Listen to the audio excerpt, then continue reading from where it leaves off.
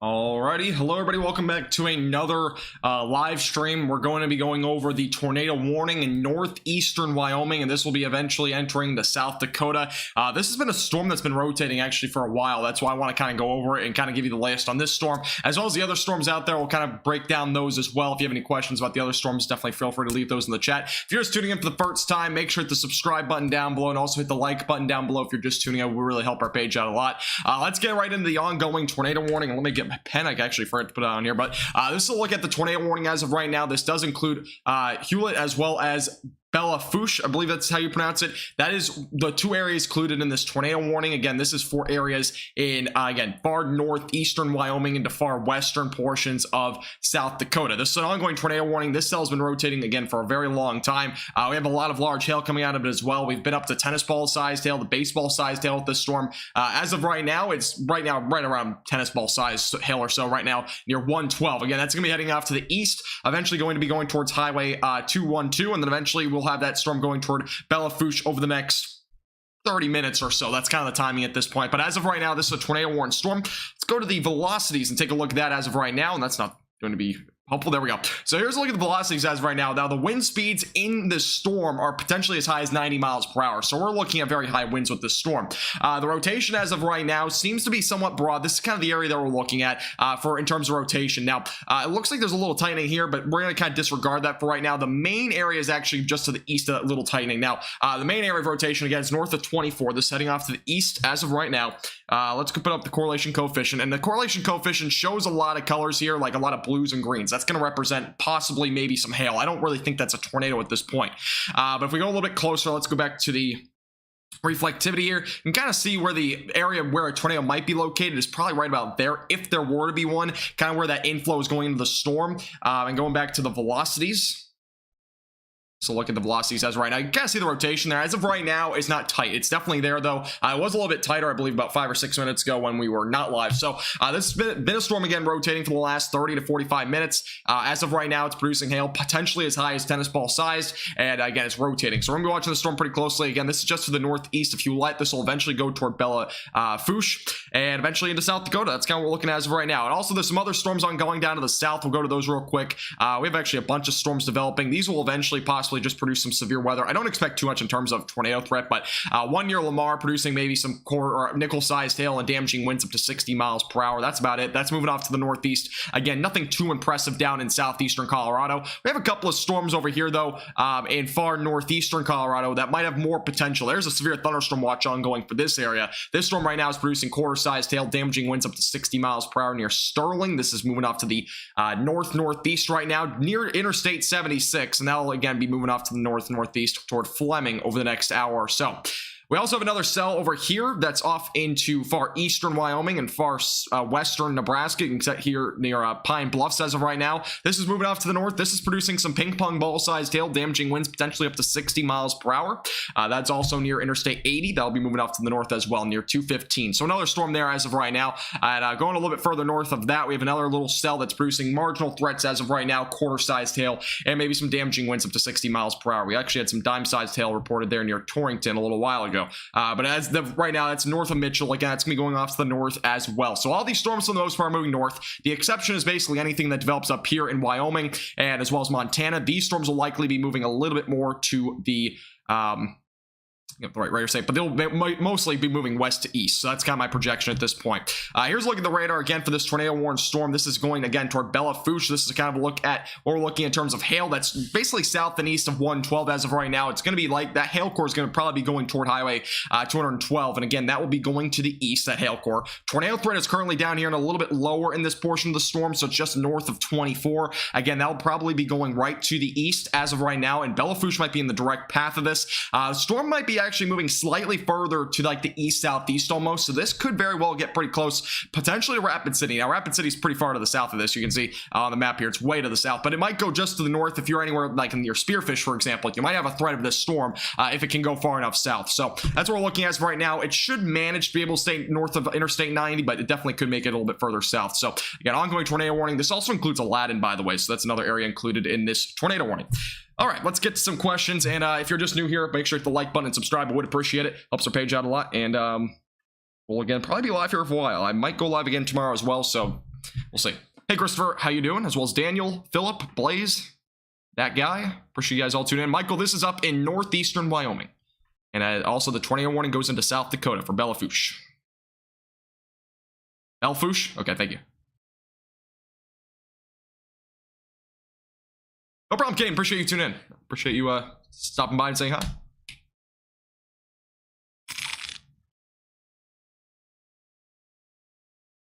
Yeah, tomorrow will definitely be another interesting day. I will probably be live tomorrow. I'm pretty sure I will be.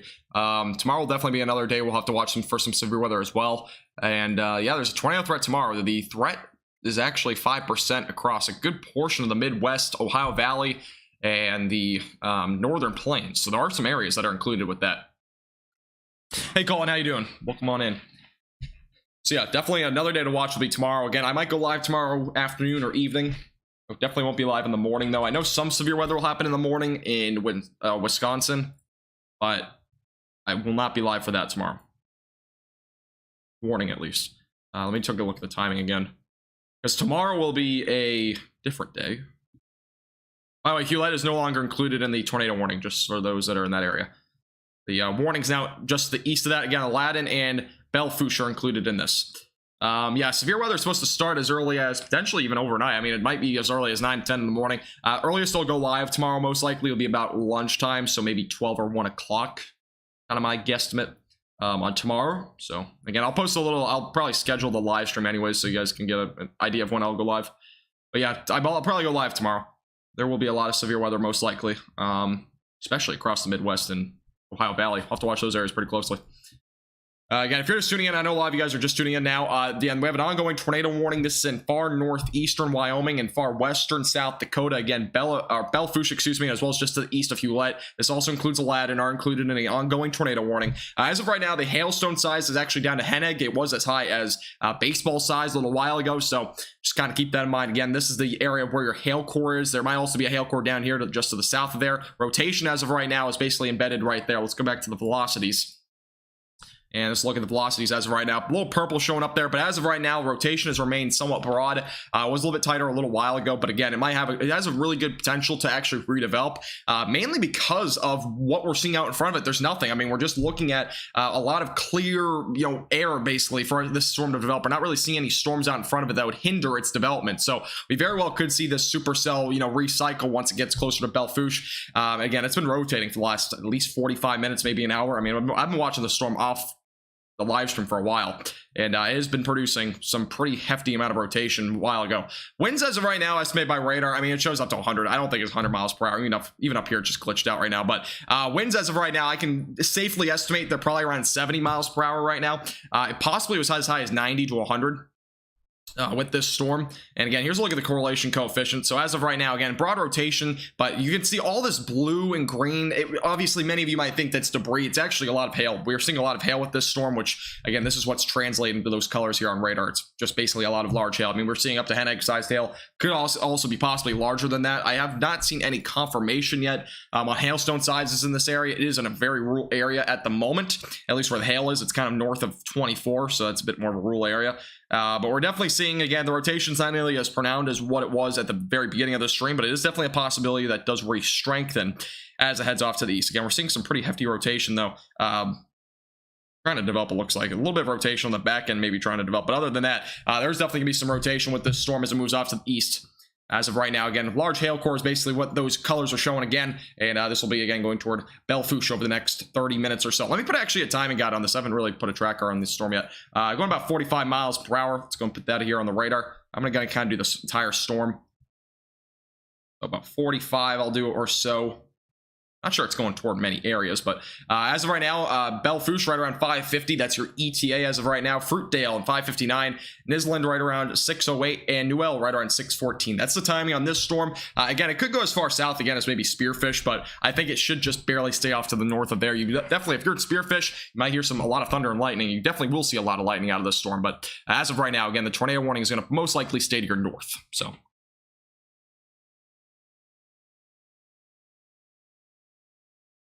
Lee, I mean, I've been doing it since I was 3, so I've been doing it forever. But I've not done, I only started doing live streams back in 2020, so a couple of years ago. Hope you're doing well, by the way, from the United Kingdom. Nice. Hey, Virginia, how you doing? Welcome back. Derecho is basically a long, like, line of storms. Usually has to be like 230 or 240 miles long. I think it's 240. And it has to last at least 6 hours. Winds have to be damaging across the entire thing for it to be considered a derecho. Derechos only happen, though, I think they only happen, usually on average, they're 1 to 2 times a year. So, hey, Moxie, how you doing? Welcome back. Again, if you're just tuning in, ongoing tornado warning in northeastern Wyoming and western portions of South Dakota. Again, this is north of Highway 24, and it's going to be going toward Bellefourche here Bellefourche, pretty shortly, and eventually toward Fruitdale right after that. So, and as well as Nisland, those areas are all included in the path of it. Again, it might go as far south as Spearfish. We're going to be watching this area pretty closely. As of right now, the storm is moving a bit more to the east-southeast, and let's go back to the velocities real quick. And as of right now, again, broad rotation. As of right now, we're still seeing very strong winds. Winds could be as high as 70, as I mentioned before. The storm relative velocities are showing much higher wind speeds with this storm, and this is a little bit more accurate now. So it shows around 67 at the peak of it as of right now. So we're definitely seeing winds as high as potentially 70 miles per hour with this storm. Again, the rotation has remained somewhat broad, but it definitely could develop here over the next several minutes. It was a little bit stronger before. It's in a bit of a recycling stage as of right now. As you can see here, the supercell is just not that pronounced as of right now. We see a large hail core, though, here just to the north of 24. Also got a little hail core now developing here near, as well as just along Highway 24. So definitely a lot of large hail there. So hot in Fort Worth. There was a 105 degree temperature reading earlier. Where was it? It was down here somewhere. It was here near Colby. It's up in northern portions of Kansas. There was actually a report of a 105 degree reading. I don't know if there's been anything higher than that or any other readings there, but there has been a lot of heat, obviously. Probably actually go put up the temperatures here. Yeah, it's definitely been hot, to say the least. Let's look at the temperatures. So, wow, that's hot. The pinks are going to represent hundreds. I mean, 108 near Abilene, 107, 108 near Amarillo, the Panhandle of Texas, 108, almost 110 near the Oklahoma Panhandle. So it's extremely hot, even up into Kansas. I mean, it was apparently 105 degrees north of Interstate 70, which kind of surprises me because a lot of these temperatures are only around the upper 90s. But yeah, it's definitely hot. And if you want to go up here to the Dakotas, it's only in the 70s. So it's a big difference in between locations right now. But yeah, hail as of right now is around pen egg size hail right now with this storm specifically. There are some other storms producing some like ping pong ball size hail or less. Some are producing quarter size, so they're kind of all over the place right now. But most of them are going to be under 2 inches for right now. This storm again has produced up to potentially tennis ball or even baseball size hail. Previously, it was warned at one point for to baseball size hail, so we've definitely seen some fairly large hail with this already. Hey, bro, how you doing? Welcome. No problem. Yeah, derechos are crazy. Derechos can be very scary when they come at you, because obviously you see the big shelf cloud coming toward you. And obviously all the damage that comes out of them, unfortunately, is very damaging. Derechos are actually one of the more prominent weather events that we have, weather phenomenons, I should call it. Hey, Antonio, how you doing? Welcome back. As well as Aiden, welcome back. 109 today? Where you at, Cheryl? 109. I know it was at close to 110 over in Abilene, so it's been a hot day so far in the Texas area. I was gonna make actually I was gonna make a video on it. When will the heat wave end? But I already posted a video today. Today's video, by the way, it's doing really well. Actually, I think my best video I've posted in a long time, in terms of at least how many people saw it. Any confirmed tornado? As of right now, we don't have any confirmation on this storm. There was actually a confirmed tornado near the Denver International Airport earlier today at about 3 o'clock Central Time. So we actually did have a confirmed tornado about two and a half hours ago. But it didn't hit the airport. It was like 3 or 4 miles away from it, but it was close to it. Zach, basically what we're looking at today is going to be severe weather across the northern plains. I'm going to put up the Storm Prediction Center here. Get an idea of what we're looking at for today, and I'll also show you tomorrow too, some point during this forecast. But enhanced risk of severe weather across these 3 or 4 states as of right now. Again, primarily for south and as well as western portions of South Dakota, as well as into northern central Nebraska and as well as a slight risk that extends all the way up into Minnesota, and it also goes into far northwestern Iowa. There's a marginal threat. I mean, there's a lot of people with this potential for severe weather today. It does all the way. I mean, this whole severe weather event extends all the way over to Virginia Beach. I mean, it goes into even into the ocean. So it is a fairly large area that we're looking at today in terms of how many people can see severe weather. But it's primarily across the northern central plains into the Ohio Valley, and as well as the East Coast is also included in some severe weather. We'll primarily probably be focusing on this severe weather event that's ongoing. We might touch on a little bit of something over here. We had a tornado warning earlier today, I think in Ohio. I saw at one point. I don't think it produced a tornado, but there was a tornado warning there. There was a lot of damage reported over there too. Tomorrow's outlook, by the way, again, I might go live tomorrow. There is a slight risk for those in North and South Dakota, and it's pretty much the same areas as today. For the most part, Kansas not included in tomorrow. Eventually going into tomorrow, though, they're across the entire Ohio Valley, Midwest area. Those areas have a slight risk for severe weather. This area will probably have some pretty strong damaging winds. This is going to be an area where we'll probably see a line of storms develop, and that'll eventually push down to the southeast. And that extends again all the way into Pittsburgh, and eventually possibly as far east as Washington, D.C. So we got a pretty large area tomorrow as well. I might go live for tomorrow. Again, all these areas, by the way, have a little bit of a tornado threat tomorrow. As of right now, for tomorrow, again, this is for tomorrow, there is a 5% probability across basically North and portions of South Dakota, and that also exists throughout areas like Chicago, Milwaukee, Columbus. Pretty large area there as well that has that 5% probability of a tornado tomorrow. So there will definitely be a lot of stuff to watch tomorrow as well, in addition to what we're already seeing today. So what we're looking at. Hey, Gene, how you doing? Welcome back.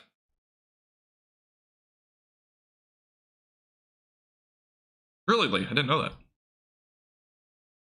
Yeah, there was a tornado warning in Minnesota. Yeah, you're right. There was a tornado warning earlier there too. I was thinking about going live for it, but I wanted to do a little bit later of a live stream tonight. And for those that are just tuning in, tornado warning is still ongoing. I would not be surprised if this tornado warning gets canceled and eventually gets replaced by a severe thunderstorm warning. As of right now, the rotation really broadened out. The winds, though, are definitely getting a lot stronger. You can kind of see it's almost growing a bow shape to it. So very well is going to probably be producing some fairly strong damaging winds. Definitely a possibility we could see some rotation, though, on the back end. That sometimes does occasionally happen with these sort of storms. We also could see this, again, possibly be in a recycling stage. The winds, as of right now, estimated by radar, are extremely high. It shows about 110. I can't say it's that high, but it's definitely possibly close to 75, 80 miles per hour right now with the storm going toward Belle Fourche right now. So it's definitely a very severe storm as of right now. Again, the rotations remain pretty broad, but again, it's producing very high damaging winds as it moves off toward Belle Fourche. And eventually that's going to be probably going toward areas like Nisland, and it's going to probably just stay off to the north of Spearfish. But again, Spearfish, you're not out of the question yet for this storm. So just stay tuned if you're in that area. Yeah, if you're just tuning into the live stream for the first time, I would appreciate if you hit the like button down below. It really helps our page out a lot. Make sure to subscribe if you're new here, and we'll keep you updated here throughout the next several hours with the latest on the severe weather ongoing. How can I tell where a tornado is on the radar? I mean, I can't really show you a good example here, but usually you have to see some sort of tightening of the rotation. What in the world just happened? But yeah, I'll have a video on something like that pretty soon. I've been kind of saying I'll do a video, and I haven't, but I'll do a video at some point on velocities and how to determine if there's a tornado and all that sort of stuff. It's not too hard to learn. It just takes a second to kind of process it. Just need really tightening of the green and red colors, which again, red means winds are going away from the radar. Green means it's going toward the radar, that sort of thing. Anything in between, like, all right, I'll go and show you real quick. So any of this like gray stuff in between is just basically neutralized winds. They're not really rotating. Again, that's kind of like a blank space I really like to refer to. The green area, again, is winds going toward the radar. Red's going away from the radar. You need more of a tight rotation, though. These colors have to be much closer together. They're very well broad at this point. So it's kind of what we're looking at in terms of trying to see if there's any rotation in the cell. Now, correlation coefficient is also a good tool sometimes for if there's very tight rotation. Is there debris being lifted up into the atmosphere? In this case, we're just seeing a lot of these colors, which is going to represent probably just hail. I mean, we're not looking at a tornado right now, but all this is basically just hail right now that's falling all across areas in far northeastern Wyoming. So that's what we're looking at as of right now. Again, very strong winds, by the way, as I kind of said before. Velocities are indicating winds as high as potentially 80 miles per hour with this storm. So we are definitely seeing some high damaging winds. Again, large hail core right now has just developed really all across here, anywhere just north of 24. Again, that's going to be heading toward Belle Fourche, and it might even dive a little bit further down to the east-southeast. It might go towards Spearfish. So those near Interstate 90 might get the storm as well. So it'll definitely be a storm to watch. Yeah, I'm definitely going to do something like that. I just haven't gone to it. I will definitely be making a video about radar interpretation, stuff like that at some point pretty soon. I want to do it. I've just been very busy. Again, I've been live streaming almost every day, so I haven't really had time for it. I also have a bunch of other video ideas that I haven't gotten to. I have a cap video coming out pretty soon as well. I already have a detailed explanation on the cap, but I'll have another one coming out pretty soon on a bit of a more simplistic explanation in terms of what the cap is and whatnot. Because a lot of people don't know what the cap is. The cap is a big part in severe weather.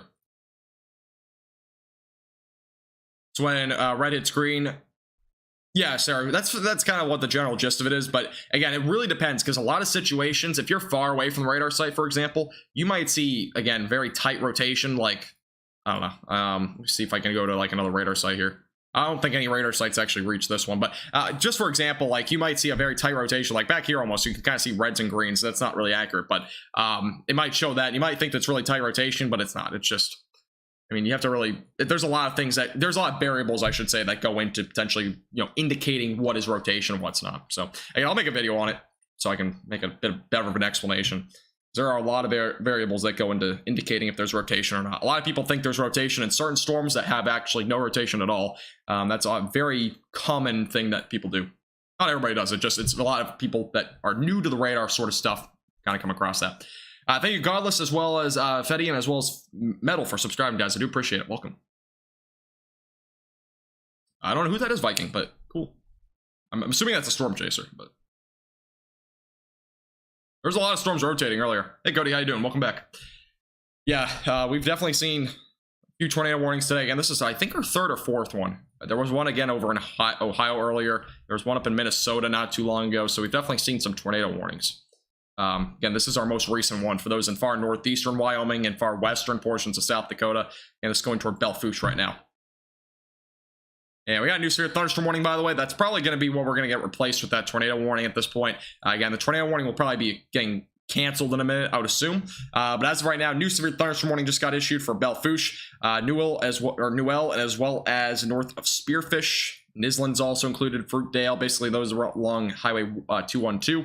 And near Whitewood. So those areas are basically included in that new severe thunderstorm warning. Again, damaging winds up to 60 miles per hour and also some golf ball sized hail is possible with that storm. I, again, would not be surprised if we had a little bit larger hail with this and possibly even higher damaging winds, because what's being estimated by radar is a lot higher than what it's saying here. So we're looking at this right now, and there we go. I kind of said it. So tornado warning just got canceled, and now we're looking at a severe thunderstorm warning on this storm. And again, if you're just tuning in for the first time, we had a confirmed tornado again over in Denver a couple of hours ago. That was actually just north of the Denver airport. Also had a funnel cloud briefly reported about an hour and a half ago over in Story, Wyoming. That was right along Interstate 90. And we got another storm developing out here, by the way, northwest of Pine Haven, which is also maybe possibly trying to rotate as well. Let's take a look at this.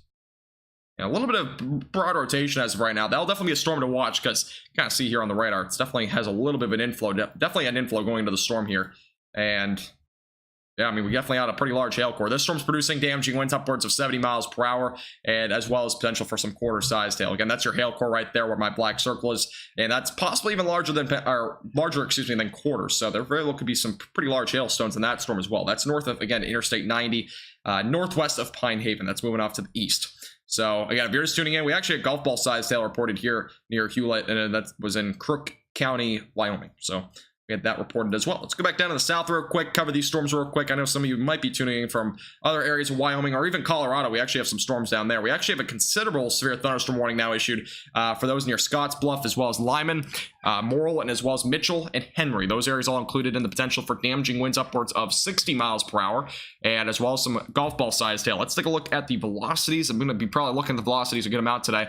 And as of right now, I'm not seeing anything that indicates any sort of rotation, but we definitely could see something like that as it moves off to the north. Again, there's a much more favorable atmosphere for maybe a couple of tornadoes later today up in portions of South Dakota and far northern, maybe Nebraska, and extreme southeastern portions, again, of Montana and far northeastern Wyoming. But I think Wyoming might be out of the picture at this point, at least that far northeastern corner in terms of a tornado threat. I think the tornado threat will probably start to shift a bit more toward South Dakota over the next several hours. But again, this is an ongoing severe thunderstorm warning near Morrill, as well as Henry and Mitchell. So that's also producing some golf ball sized hail. And that's also a pretty large hail core there near 92. Also got a marginal severe thunderstorm warning at this point north of Interstate 80. That's moving off to the northeast, and that might produce some quarter sized hail or damaging winds up to 60 miles per per hour.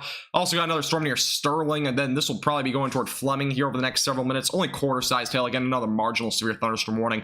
And again, the watches for tonight, we have a severe thunderstorm watch ongoing for far northwestern Kansas into a large portion of western Nebraska and as well as far northeastern Colorado. Again, main threats tonight will be hen egg-sized hail, damaging winds up to 75 miles per hour. And this watch, again, this is the severe thunderstorm watch over in those regions, and that goes until midnight tonight. And that's Central Time, by the way. And then so look at the tornado watch that goes until 11 p.m. tonight, Central Time. This is producing, again, potential for hail up to the size of potentially baseballs, as well as damaging winds up to 75 miles per hour. Again, we could possibly see higher hailstone sizes. We saw yesterday DVD-sized hail over in, where was it? Patrice, that was where it was. So Patrice saw a pretty large hail yesterday, so we definitely could very well see some large hail.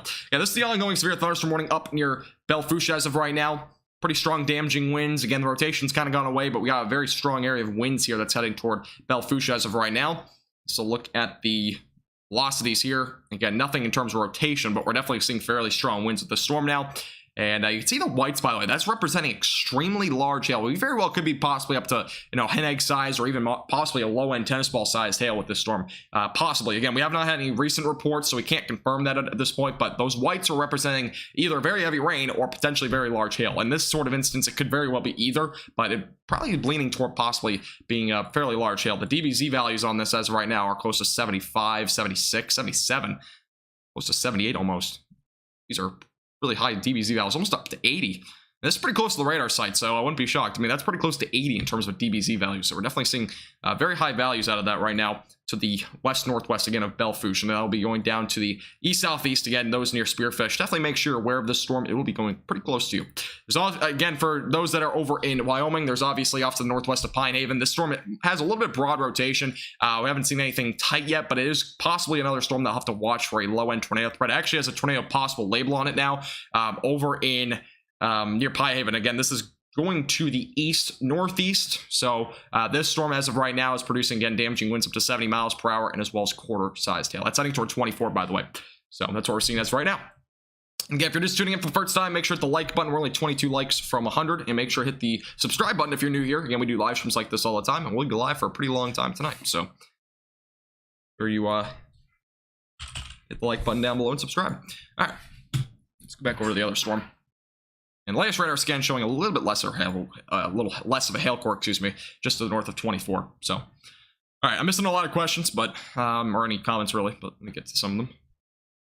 Hey, Blocky, how you doing? Welcome back. 57 over in Portland. That is something I wish for.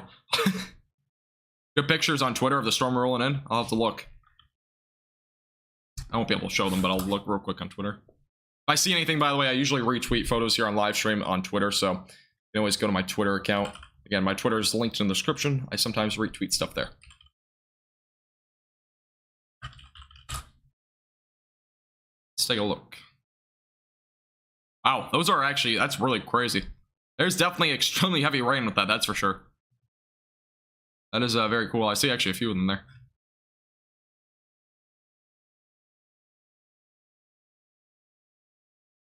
That is pretty cool. Yeah, we're definitely seeing some fairly crazy photos with this storm. I mean, it has really a really heavy rain layer there. Let's see. You said Spearfish, didn't you? I'll look at Spearfish. I was just looking at Belle Fourche there. Spearfish clouds. Let's go to that.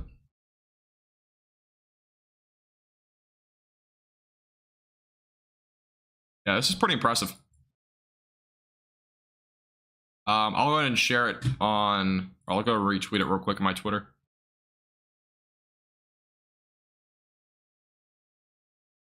Pretty impressive. Very, very impressive.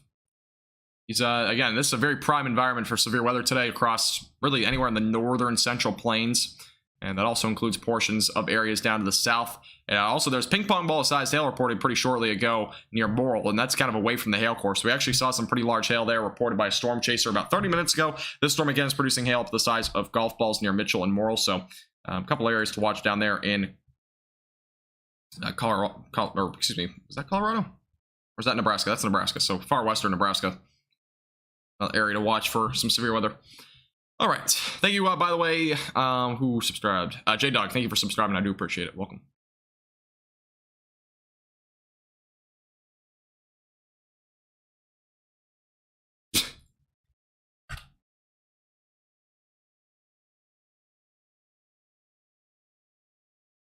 DBZ, that means decibel, like decibel. It's basically a measurement in terms of like, I don't know, like it's basically, I think it's called like decibel relative or something like that to Z. A weird measurement. I don't really know the whole science behind it, but it basically measures how much rain is falling by a measurement. It's kind of what it is. But sometimes it has a bit of an indicative of a large hailstorm in some instances. Like this one, for example, you can very well tell any of these black areas, again, representing fairly large hail and a lot of heavy rain. And what we saw with the pictures on Twitter, by the way, I already saw them. It's showing a lot of heavy rain, a very large and thick blanket of rain. So what we're basically seeing here is again, a very large area of a blanket of rain. It's basically what it is. And I mean, DBZ values between 70 and 80 represent extremely heavy rain. I mean, we're talking very blinding rainfall, basically, with values that high. Now, when we start to go over to like the east, for example, I'll show you here. So the DBZ values, like let's just say in these greens, is like 26. That's fairly light in most cases. Now, if you go just outside of this rain area, it's like as low as like 5, 4. That's basically just mist or very light drizzle, that sort of thing. Usually it's just light drizzle, it's not mist, but that's kind of what we'll look at in that sort of situation. So yeah, DBZ values have a lot to just do with like how heavy the rain is. And in some instances, again, it can determine if there is any sort of hail. Sometimes, not all the time. But if you look at like a hail radar, for example, I'll show you here. I'm going to load the hail radar up here. So let's look at the hail radar, for example. I mean, it's showing up to 3-inch sized hail. Those blues are going to present, 3-inch sized hail. I don't think it's that large, but it very well could be potentially up to hen egg sized. The computer estimates are sometimes overestimated, but we very well again could be possibly looking at maybe some hen egg sized hail with this storm, possibly as high as maybe tennis balls in an isolated spot or two.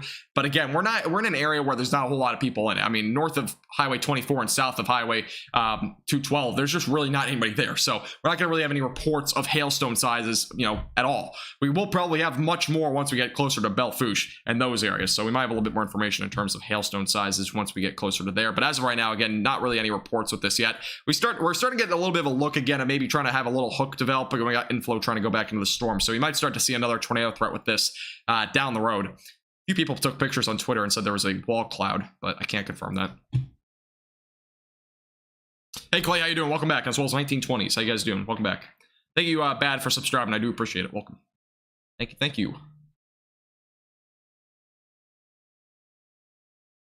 Am I not employed with a radio station? I don't know if I want to work for a radio station, but a lot of people say I sound like somebody that should be on the radio. If you're just tuning in for the first time, make sure to hit that like button down below. I would really appreciate it. We're only one subscriber from 6,350. I would really appreciate if you become a subscriber here on our YouTube channel. Again, my name change will probably be coming tomorrow, so stay tuned for that. And I think I'm going to be doing max velocity, but I'm still not 100% sure. It might. Again, it's a might. I really don't know if I'm changing my name yet, but yeah, North Texas Weather Center probably won't be too much longer than that. I retweeted some photos for you from Wyoming. Okay, I'll take a look. Yeah, again, if you have any photos, make sure to send them in to me on Twitter. Again, I love to look at the photos that you guys send in, so tweet me. Again, my Twitter's linked down below. Pancakes over Devil's Tower. That's actually really cool. That's a really cool cloud formation. I'll have to retweet that.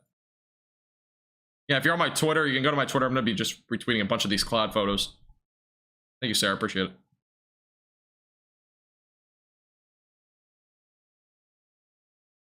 It's just very, very cool. Yeah, there's a lot of very cool clouds that you can see with these storms, but obviously when you're in the storms, they're not nearly as fun, but it is very cool to see it away from that. Are you going to get to 7K tonight? I don't think so. If I got to 7K tonight, that'd be crazy. But, I mean, we gained 1,100 subscribers from yesterday's live stream, which was pretty insane.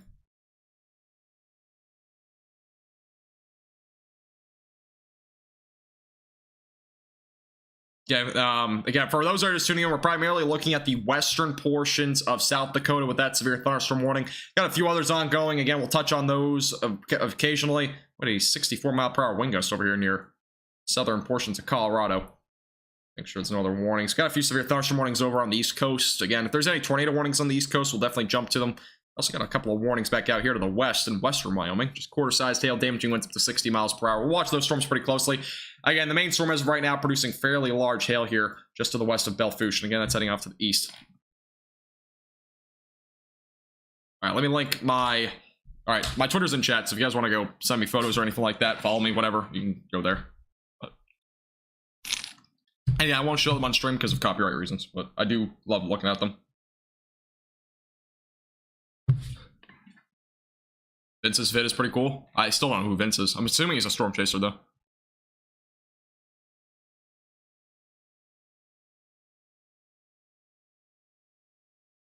All right, again, for those who are tuning in, we're actually back up to, what hailstone size is this? Baseball, tennis ball. So this is tennis ball size hail that's now issued with this warning. So we're back up to tennis ball size hail on this storm. Again, that's pretty much destructive hail at this point that we're seeing. And I would expect the largest hail probably in this area here near that white little area. Again, DBZ values are extremely high there. That can very well indicate the potential for very large hail. Again, that's near Belfouche as of right now, near Highway 212, and again, it's near Highway 85 as well. So eventually that'll be in Belfouche. We're looking at extremely large hail, again, as high as tennis ball size heading toward Belfouche as of right now. That's going again toward Highway 85. It's right along Highway 212 as of right now. That's heading down to the east, southeast. So extremely large hail with this storm. We're back up to, again, the potential for up to tennis ball sized hail. Damaging winds up to 60 miles per hour also possible. And this is a look at the velocities as of right now. Again, there's actually maybe some rotation trying to develop again down here near Belfouche, but I don't know if that's actually rotation. That's not rotation. So that's just that's way too far away from the storm. And any area of rotation would have to be probably over here somewhere, and that's just not what's happening right now. You can see by the reflectivity. Yeah, this is a possibility that we could see here, right there. That's kind of where we have to see if there's going to be a tornado threat. It'd probably have to be in there, and we're not really seeing anything strong in terms of rotation there. Thank you, Morrison, for subscribing, by the way. I do appreciate it. Welcome.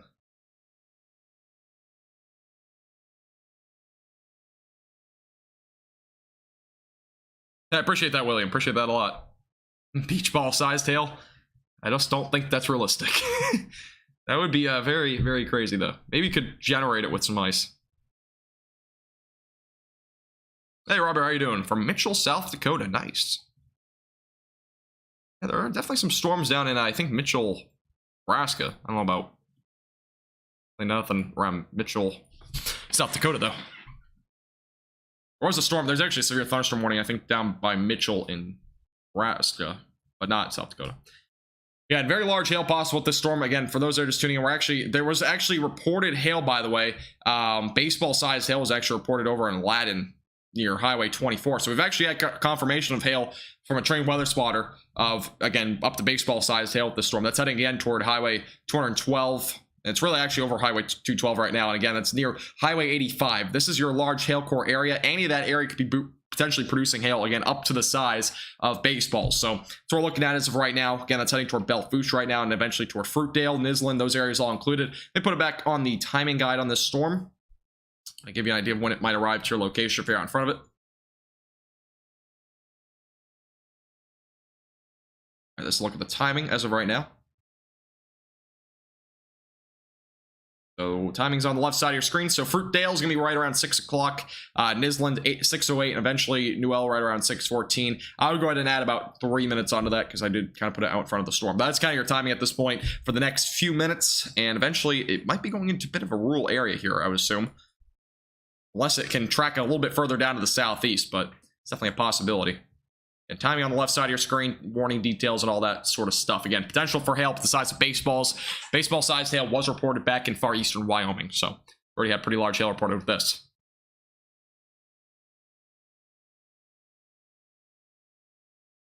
Wait. Tennis ball, yeah, it's right around tennis ball size to baseball size. It's kind of in that range right now, money. There was a report, though, of, again, baseball-sized hail back in eastern Wyoming, so I'm just kind of going off of that right now. But very well, again, it could be anywhere from tennis ball and baseball sized hail. The difference there is just, it's pretty minimal. It's almost the same thing. They're both very destructive and they both can do a lot of damage. So hopefully everybody has their cars and whatnot parked in a garage or something like that.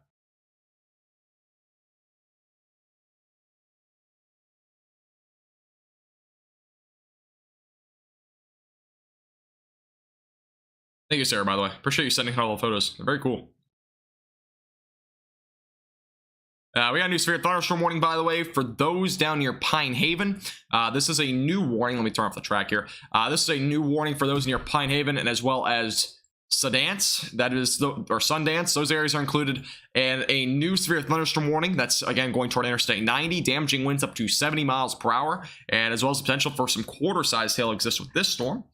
Go back to the velocities as of right now, and again, the velocities as of right now near Highway 14, nothing really that strong, nothing depictant of actually having a rotation that could potentially spur up a tornado, but we definitely have a pretty strong inflow going into the storm right now that very well could maybe spur up a tornado at some point down the road. It has that supercell look, so very well could, and that's going toward Sundance as of right now near Interstate 90. So that will eventually probably go toward Spearfish and maybe even as far south as Rapid City. And this is our main monster supercell right now near Belfouche right now, or Belfouche. I don't know why I just said that. Belfouche though. So again, this is near Belfouche. It's about to enter into Belfouche here within the next minute. Eventually going toward Fruitdale. Getting extremely large hail core right now, especially right here. And you can see that's near Highway 34 and eventually about to cross over Highway 85 as well. Central Kentucky, I don't think we'll see too much tonight. So you should be fine. Welcome back, Ian. How you doing? Welcome back.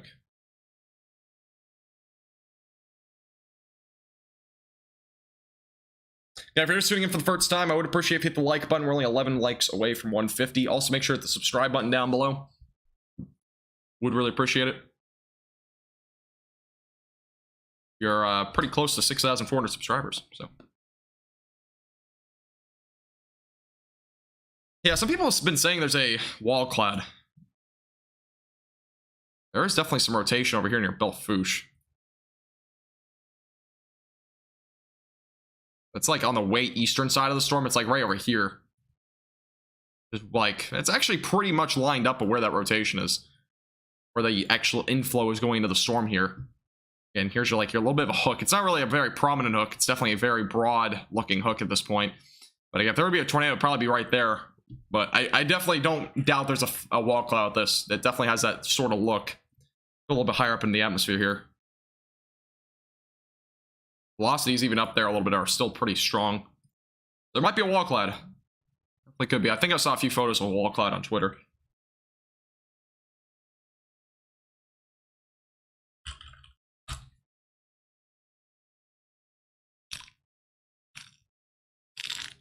Let's see. Anything else on Twitter here? Yeah, let's take a look. I don't know if anybody else posted anything. Oh yeah, there's definitely, looks like there's a wall cloud there. What I'm seeing, it looks like it. The supercell shape is insane.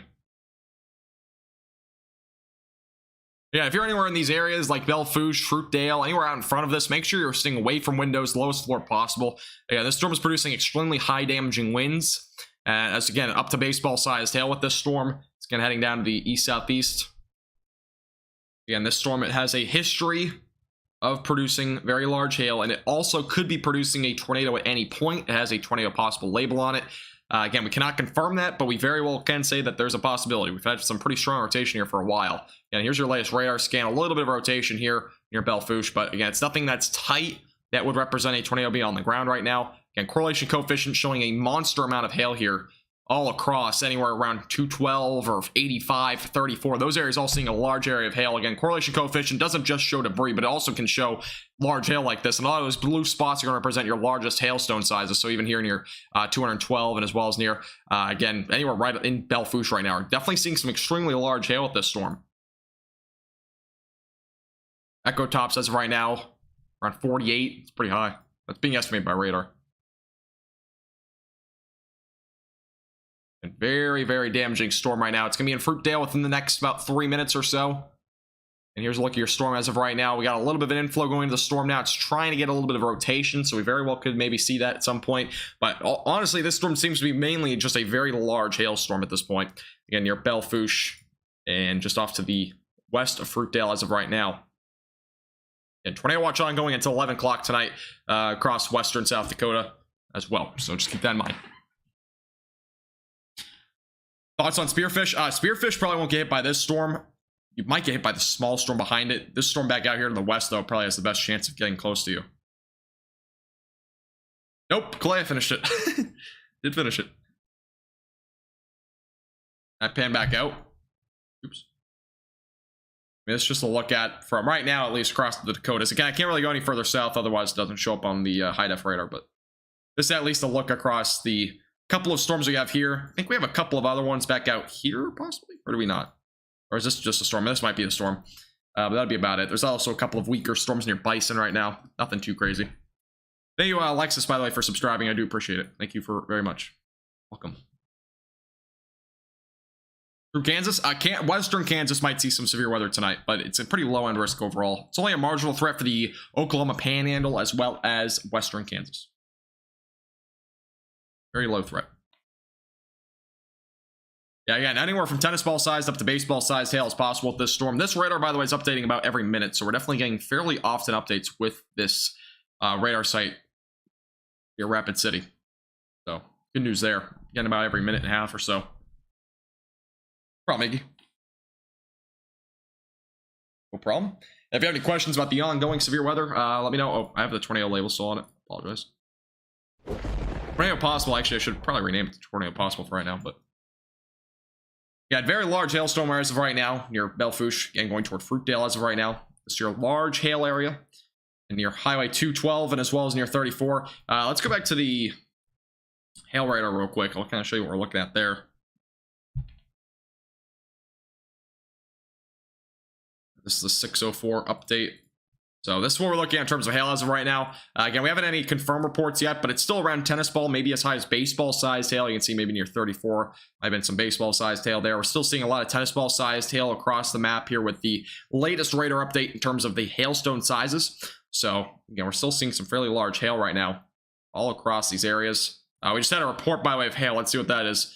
Ping pong ball sized hail. So, but he also said reports that the hail is also getting bigger. So again, ping pong ball sized hail was reported about 7 minutes ago, but that was before probably the main part of the storm came in. So there's likely much larger hail than just ping pong balls. So we'll get another report most likely in a minute. Let me go to Twitter, see if we have any hail reports on there. Somebody estimated softball sized hail. We just got a report on Twitter of softball sized hail with the storm. Windows are broken out in Belfouche as well, or Belfouche, excuse me. I'm gonna retweet again. If you want to go on my Twitter, the Twitter link is in the description below under the Get Connected tab. I just retweeted another photo of that. Again, we had a report of softball sized hail with this storm, possibly, which does not surprise me. Few people reporting golf ball sized hail. We've had a couple of reports now of softball sized hail. I see evidence at least of golf ball sized hail. We have no confirmation yet of the softball sized hail yet. Marty with the $50 super chat. Whoa. I really do appreciate that. That came out of nowhere. Thank you, Marty, for the very generous $50 super chat. Thank you very much. Really do appreciate that. That really came out of nowhere. That's very kind of you. Thank you very much. I really do appreciate it. Thank you, thank you. I'm glad you've been enjoying the coverage as well, and I'm glad I've been able to help you. Thank you very much. I really do appreciate that. Thank you, thank you. That is a very generous donation. All right, so just getting back to what we're seeing as of right now. As of right now, somebody says there's a rotating wall cloud. Another report of that. So as of right now, we're hearing about at least, again, this warning just went up to baseball sized hail. It's a destructive supercell, as I mentioned before. Again, tornadoes possible with this storm. Softball sized hail was just reported. I cannot confirm it though, again, because it was just a report without photo evidence or whatever, so I can't really confirm it yet. We had, again, ping pong ball sized hail was the initial confirmation. Golf ball sized hail was also photographic evidence. We've also heard that there was hail increasing over time. So we very well could be even larger than ping pong ball sized hail right now. We're still trying to look into what we're looking at here. Let me go back to see if I can go on Twitter and look up hail here. A spotter just reported softball sized hail. So now it's a trained weather spotter that's reporting some softball sized hail.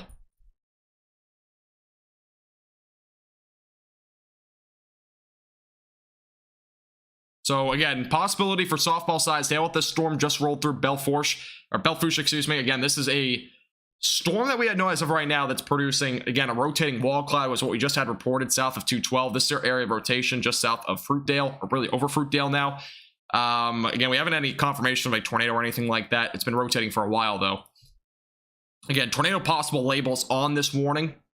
We had a funnel cloud, by the way, reported over in Crook County. This is from looking to the northwest. So there's a funnel cloud also reported west of Interstate 90 with this storm. So we actually have now two potential storms, and both of them are rotating, obviously, but this one, again, has a rotating wall cloud from the recent reports. The other one has a funnel cloud as of 6:03 p.m., which is only a few minutes ago, and this is in Central Time again. So again, we had a spotter report, softball-sized hail in Belfouche. Winds estimated over 75 miles per hour as well. Again, this is a extremely dangerous storm. It's a destructive supercell, again, heading off to the east-southeast. This will stay north of Rapid City, so if you're in Rapid City, no need to be concerned right now. You will have a storm later on tonight. This one most likely going toward your area, so again, there's no reason to at least have a plan in place. That's what I'm saying. So make sure, again, this is heading down to the east-southeast. Thank you, Drew, as well, for the $9.99 super chat. I really do appreciate that. Thank you very much, Drew. No comment, but I really do appreciate your support as well. Thank you. Again, I do really appreciate you, Marty. That's a very generous donation. Again, I really do appreciate it. You guys are very generous. Thank you.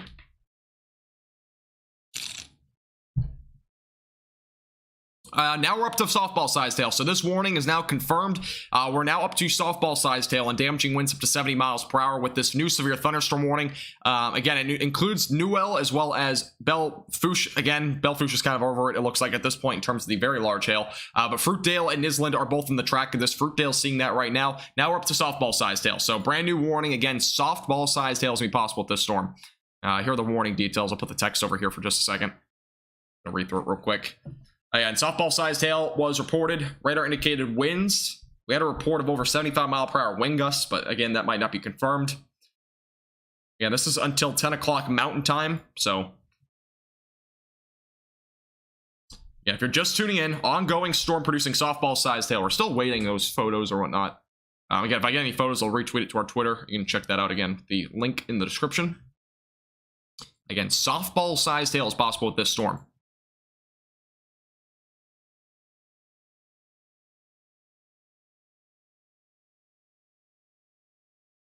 Actually going to post this to Twitter real quick.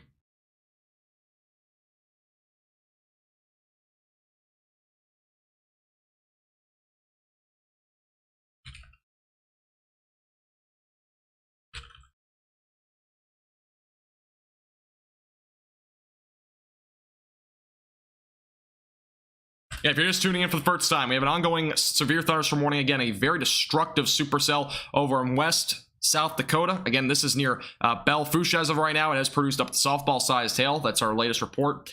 Again, this is setting off to the east-southeast. This will stay most likely north of areas in... basically, it's going to probably stay north of Rapid City. That's what we're looking at this point, so just keep that in mind. But again, this warning is ongoing for those in Nisland as well as Newell. This is just to the north as of right now of Whitewood. So again, this storm is also rotating. It has many reports of a rotating wall cloud as well, so that's what we're looking at as of right now.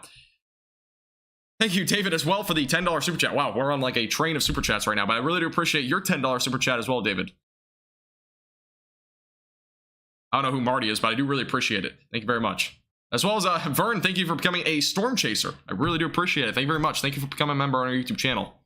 Jeez, that's a lot of super chats and whatnot in the last like 5 minutes. Thank you guys so much. I really do appreciate it. Again, David, as well as Drew, and as well as Marley, I all appreciate you guys very much. Thank you. Very generous. And again, thank you, Vern, for becoming a member. Really do appreciate that as well. All right, again, for those that are just tuning in for the first time, we have ongoing severe thunderstorm warning. Again, a tornado is going to be possible with this storm. We still have that label on it. Again, this storm's producing softball-sized hail and damaging winds up to 70 miles per hour. Again, it's heading down to the east-southeast. It's going to be going toward Highway 79. And we'll put a track on that one in just a second. We also have an ongoing storm that has a funnel cloud reported with it off to the north, or excuse me, west of Sundance, and that's also heading off to the east-southeast. That one will likely go toward Rapid City. So definitely two very dangerous storms. We're still waiting at least the photos and whatnot of the very large hail. Haven't gotten that yet. Let me go put a track on this storm though. Give you an idea of where this is heading as of right now. This is doing about 45 miles per hour, so I don't know if there's really anywhere on the track of it. Newell is the only area, so after that, it seems like it should be going through a pretty rural area.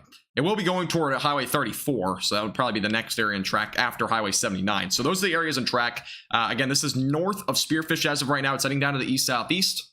Let's go to the other storm over here near Interstate 90 as well. This storm is going to be going probably towards areas like Rapid City. So I'll put a track on this one.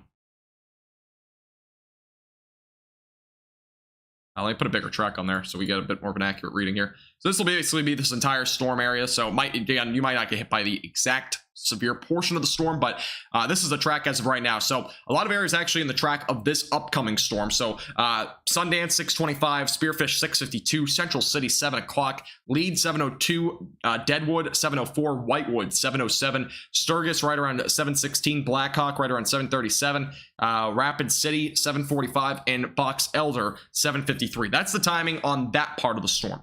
So or basically any part of the storm. So anywhere from, again, the very far northern portion of this little area of rain. Again, it could develop into severe weather later on. Also down to the far southern part, of this little strong storm, you should call it. But again, this is the ongoing storm that's producing potential rotation. Has a funnel cloud reported not too long ago. Again, that's going to be heading down to the east-southeast, going toward basically Lead and eventually toward Sturgis pretty soon. And it'll probably get pretty close to Rapid City. I wouldn't be surprised if it went as far south as Rapid City with that cell.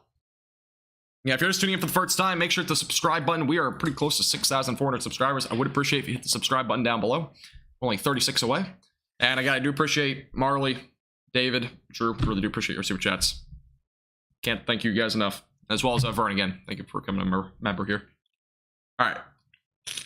Let's get back to some questions. How do I send super chats? If you want to send a super chat, it's like the money button down below. Looks like a little cash symbol on the YouTube platform. It's like at the bottom of the chat where you send a message. Anything significant happening with the tornado warning in Nebraska? There's actually, is there a tornado warning in Nebraska? Oh, there's actually a tornado warning down here near Nebraska. I didn't even see this.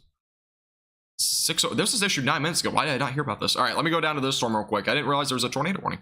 Let's go down to this one. This is now near Scotts Bluff. This is producing a potential tornado. This is near Mitchell. This storm had not really much rotation earlier.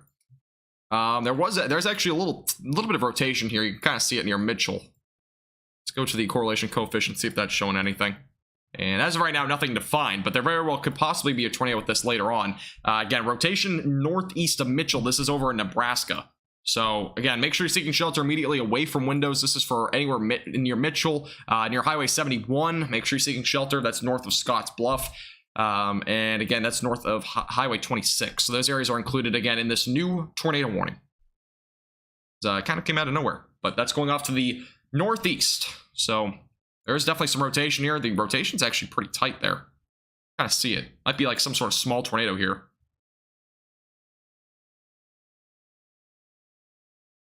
Yeah, very tight rotation overall. And here's the correlation coefficient. Not really showing anything defined on, but again, this might be in a bit of a rural area too. So it might be just picking up dust if there's a tornado. So definitely make sure, again, you're seeking shelter immediately away from windows if you're anywhere near Highway 71, north of Scotts Bluff, and northeast of Mitchell. Again, there's a pretty tight rotation there as it heads off to the northeast. This is just to the east again of Highway 29. That's the area that we're looking at again. That's moving off to the northeast. Going back to the reflectivity here. So we're looking at the reflectivity. It's actually really rain wrapped. So if there is any tornado, it would be extremely rain wrapped. You would not be able to see it. So again, the rotation's in there. Let me put on a different color here.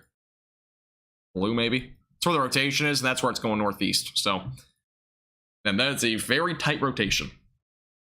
There might be a tornado on the ground. Again, this is in Nebraska as of right now near Mitchell. Yeah, that storm up there in South Dakota is insane.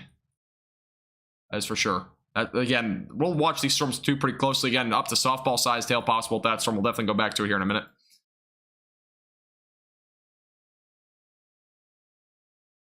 Again, as of right now, pretty strong rotation, pretty tight. Northeast of Mitchell. So look at the tight rotation. As of right now, it's heading off to the, again, northeast. That's northeast of Mitchell. It's going to be going toward Highway 71. Make sure you're seeking shelter, again, away from windows immediately. You're in this warning. Yeah, there's a possibility for a tornado. Hey, Tabs, how you doing? Welcome back. Let me go back. Let me see if we have any photos of this. And I probably won't have anything, but yeah, possible tornado. It's gonna be rain wrapped, so I doubt we'll see any photos or anything like that of this, but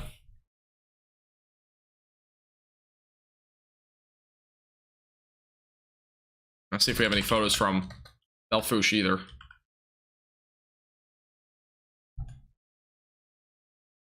Haven't seen any hail reports yet. There was extremely high winds, by the way, in Belfouche. Extremely high winds. Golf ball sized hail, busted windows at a gas station.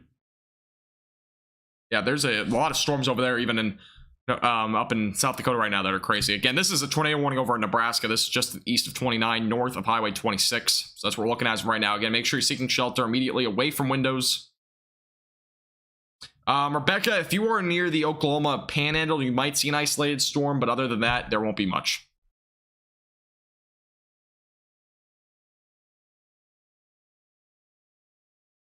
And this is the storm ongoing up here that's producing some destructive hail. This is near Newell as of right now. Let me go back down to the reflectivity. Again, this is producing hail up to the size of softballs. Again, this is the very destructive supercell that we're looking at here. This is just to the south, Highway 212 as well. So watching the tornado warning as well as the severe thunderstorm warning very closely. So we're watching both as of right now.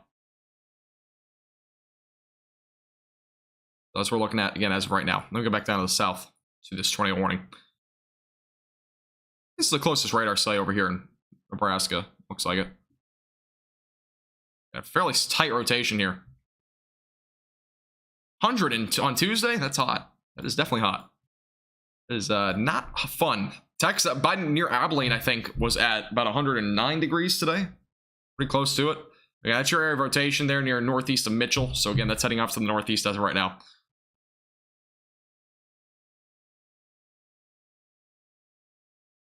Yeah, if you're just tuning in for the first time tonight, make sure to hit the subscribe button down below. It's the red button. I would really appreciate it. We're only 31 subscribers away from 6,400. Oh, I do appreciate everybody watching our latest video. This is the latest video I just posted on YouTube is the most watched video I think I've ever had in terms of just being through YouTube, because most of the time I'll get views through Facebook when I posted them through Facebook, but man, video's doing really well. Appreciate everybody tuning into that one as well. I'm probably gonna do one video a day. I'm thinking about just doing one video a day, maybe two at the most if I'm not doing a live stream. I'm thinking right now. See you later, Christian. Appreciate you tuning in and have a great night. Hey, Rat, how you doing? Welcome back.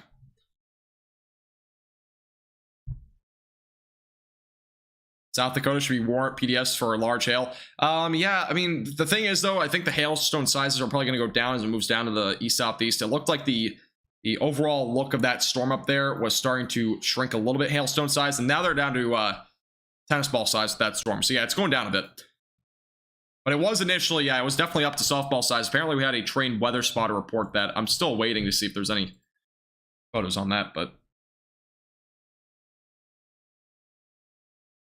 there's a lot of photos of window damage and whatnot over in Belfouche. A lot of wind, a lot of damage. A lot of stuff happened over there. Yeah, our area of rotation right now in Nebraska is just northeast of Mitchell. Again, that's heading off to the northeast as of right now. Rotation of the last scan kind of weakened just a little bit. And this will look at the reflectivity. So it's going to be a rain-wrapped tornado if there is one. I just dropped my phone. We're looking as of right now. Again, it's heading off to the northeast. Make sure you're in shelter immediately, again, away from windows. This is a storm that's moving again to the northeast as of right now. You're, again, going towards 71 right now. Also had a wind report of 60 miles per hour. Some ping-pong ball-sized hail was reported with that storm. We had quarter-sized hail reported down there. We actually got some warnings down in far southwestern Kansas, by the way. We'll have to watch those two pretty closely. Again, the main area of severe weather today will be across South Dakota, as well as areas like Nebraska. So that's what we're looking at as right now. Again, as of right now, the hailstone sizes seem to be going down a little bit with this storm. The next storm is producing a fairly high amount of very strong-looking hook here up in Wyoming. This storm's definitely starting to rotate here. This is a very dangerous-looking storm near Sundance, so definitely have to watch this one pretty closely. Hey, Borda, how you doing? Welcome. Yeah, right. I know. It's pretty crazy. Southwest Kansas sea storms. Yeah, I mean, there's a couple down there in Southwest Kansas, but primarily just gonna be some damaging winds up to 60 miles per hour, maybe some quarter-sized hail.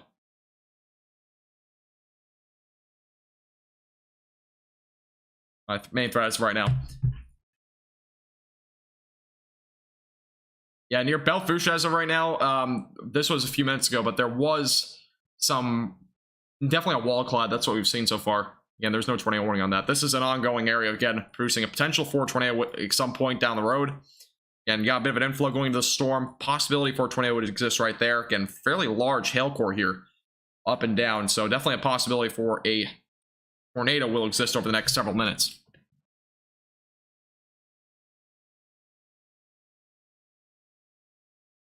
Yeah, TVS isn't always accurate, though, Maxim. Thank you, Phil, Patrick, and as well as Mike for subscribing. I do appreciate it. Welcome, guys. Thank you. TVS isn't always accurate, though. Yeah, that storm is definitely very dangerous down there, Mitchell. Again, we have an ongoing tornado warning near Mitchell. Watch it pretty closely. That's going toward Lake Alice. Hen-egg-sized hails possible with that storm. We have another storm near Sundance right now, near Interstate 90. That's producing a pretty decent amount of storm right now. It definitely has a pretty pronounced area of a hook. This was a storm, again, this kind of rolled through. This was a very similar storm to what we just saw go through Belfouche. Again, that storm over in Wyoming had a very similar look to this one. So we very well could see almost an identification to what we just saw over there. So it's definitely something to watch very closely. Again, very tight rotation. Again, a very pretty pronounced inflow. We have a possibility for a tornado somewhere down there if it does end up developing. Again, tornado possible labels on the warning. Down to the east-southeast as of right now. Let's look at the velocities, and they are all skewed on this radar, but this look at as of right now. Going toward Interstate 90. And make sure we're staying away from windows if you're in Sundance, and eventually be going into western portions of South Dakota. We have an ongoing tornado warning down here. We'll go to this one real quick again, just see if there's anything new updated on this one. And this is north of Scotts Bluff.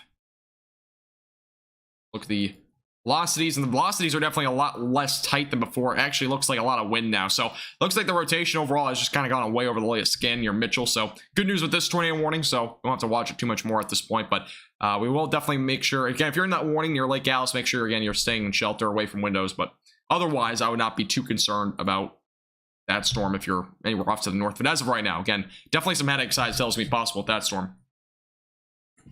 This storm is going to be this is definitely a very nasty storm near Sundance. Again, that's heading out to the east.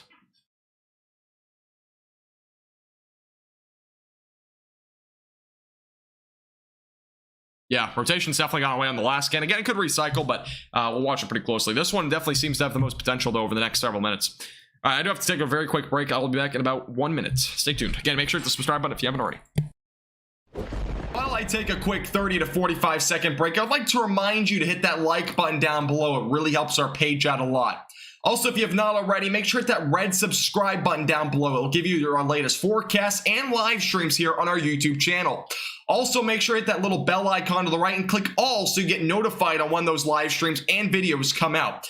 And if you'd like to support our page above and beyond, click the first link in the description. It'll redirect you to a membership page. For as little as $2.99 per month, you can become a member on our YouTube channel, which includes exclusive forecasts, and as well as a chat badge in both the live streams and comment section, and some emojis to go along with it, which you can use in live streams and as well as in our comment section. I'll also give you a shout out here on stream. We'll be back in about 15 to 20 seconds.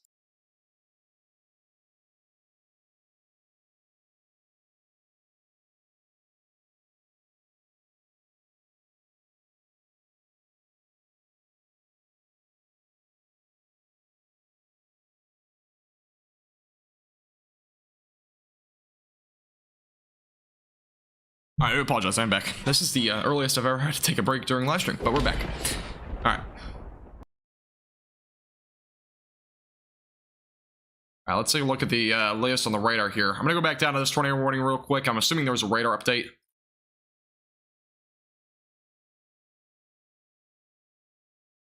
Take a look at the velocities again on this storm. Yeah, again, the rotation's basically gone with this storm. There might be very, very broad rotation here, just to the east of 71. But other than that, that storm again in south, this is again in western Nebraska. This is near Mitchell. Again, that storm is not really producing a whole lot in terms of rotation anymore. It did have a little bit more rotation before. Very well could produce a tornado later on, but it was very rain wrapped if there was anything. Again, it's hard to confirm that sort of stuff unless we got something on the correlation coefficient, which we didn't. So that's what we're looking at there. We have also a new wind report of 91 miles per hour from the latest report in St. Onge, one of the, or I don't know how you pronounce that, but there was a new report of a 90 mile per hour wind gust from this storm. 90 miles per hour. This is in Lawrence County, South Dakota. That is a extremely high wind report. We've not seen anything like that in a while. A very high wind report there. That's north of Interstate 90. So we saw definitely some very high winds with that storm. You're 34. There gonna be storms in Alabama? Don't think today. I don't think Alabama will see much over the next several days, anyways.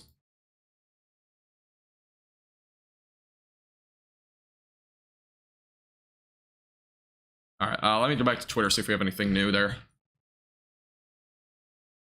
New as of right now. Windows blown out in RVs and homes. Major damage to siding, near complete shredding to some of the trees throughout Belle Fourche. So Belle Fourche saw a lot of damage from the storm. Again, this storm might be able to redevelop later on. As of right now, it's producing hail the size of tennis balls. Damaging winds up to 70 miles per hour. Again, it had a 91 mile per hour wind gust. It was measured by a mobile mesonet in RFD. So again, that is near Lawrence County, South Dakota. That's northeast of Spearfish, by the way. So those in Spearfish and Whitewood, you guys got spared barely. I mean, that is an extremely high wind report there with that storm. So yeah, we've definitely seen some very high winds with these storms. I mean, 91 is no joke. You know, you have some rotation here near Sundance. It's still broad, but definitely could very well develop at some point down the road. This storm, again, has a very, very large hail core as well. As of right now, again, it's only up to quarter size. That's what's being said, at least by the National Weather Service. It could be very well higher, though. We have not had any reports on this storm yet, so definitely going to be something to watch out for here over the next several minutes. Where was that again? Was that St.? I'm going to look this up on Twitter, see if we have anything.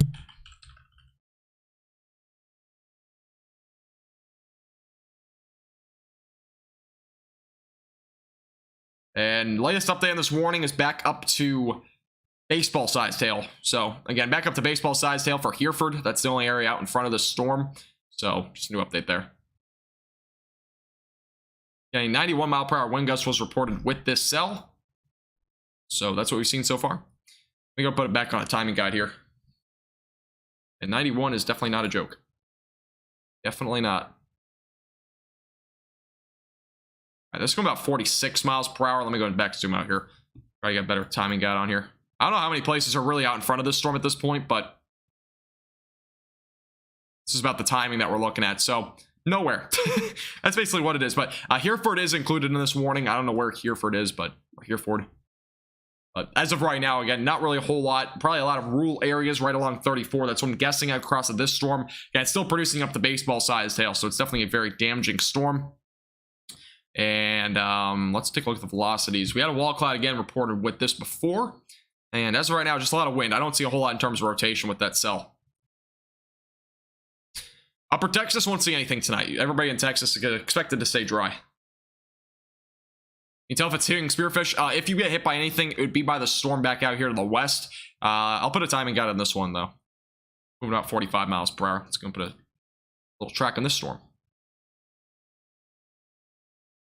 So timing's on the left side of your screen. So Sundance 6:33 basically right now. Spearfish right around 6:55. 7:06 for Central City. Deadwood 7:08. Lead right around 7:08. Eventually going toward Whitewood at 7:10. Sturgis 7:20. Blackhawk 7:43. As well as Box Elder 7:58. And New Underwood is going to be right around 8:12. That's the timing on that storm. Again, this storm's had some rotation as well as very large hail. Have a great night, Rebecca. Appreciate you tuning in. Hope to see you again soon.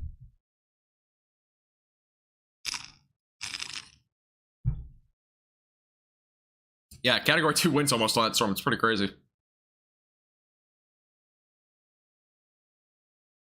Yeah, I wouldn't be surprised. The storm's definitely rotating.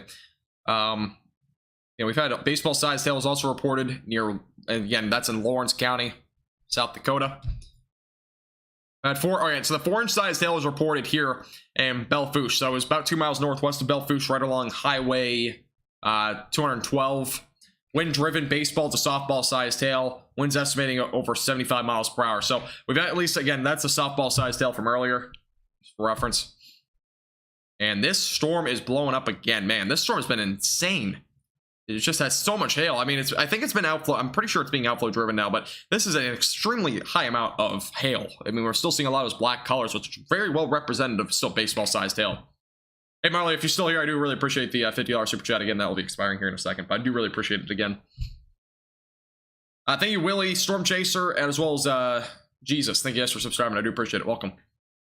All right, here's a look again at the inflow going to the storm. It is trying to get a bit more of an inflow again, but I mean, main threat with this storm from here on out will just be the large hail. I mean, we got a very large hail core at this point. Again, south of Newell, this is just along and now going east of 79.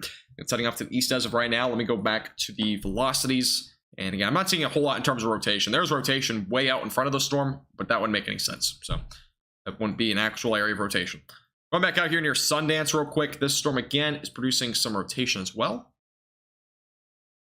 I believe the rotation is a little bit less than what it was before. Yeah, it's not nearly as strong, but it definitely could redevelop as well. Warning warning still ongoing for Lake Gallus. Let me go back down to this warning real quick. I don't know if anything's going with this or it's just, I don't know if something redeveloped from the last time we looked. It's very broad rotation still. Yeah, we could definitely see like a land spat or something with that briefly, but that'd be about it. All right, back over to the Sundance Storm. Again, this is probably going to be, this is going to be the most one. This will probably be the main one we focus on since this is going to be the one going toward Rapid City.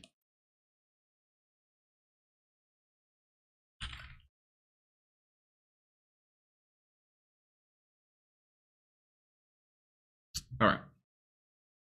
That's huge. Yeah, these are very huge storms. Again, baseball-sized hail, tennis ball-sized hail. We obviously saw softball-sized hail with that storm. Reported by Storm Chaser. So we've seen some very large hail already today, and I would expect more of that probably over the next several minutes with all these storms. Again, this storm has the largest hail core at this point. I mean, we have several hail cores with this storm near 79 and north of 34, but this is, again, extremely large hail. I don't see a whole lot in terms of rotation, but we'll definitely watch it pretty closely. It'll definitely be going down to the east-southeast over the next several minutes. This storm, again, had a reported funnel cloud. 55-mile-per-hour wind gust was also reported near Pine Haven. That's 10 miles to the east-southeast of Pine Haven. So we had a 55-mile-per-hour wind gust report there near Interstate 90, but nothing too crazy as of right now. That's also without really, that's like the very southern part of this storm. I mean, it's not even part of the storm, so probably was some sort of very strong downburst outside of the storm. Imagine softballs falling out of the sky. Yeah, I mean, that's pretty crazy. Welcome back, Moxie. Welcome back. All right, let's see if I got any new tweets on here.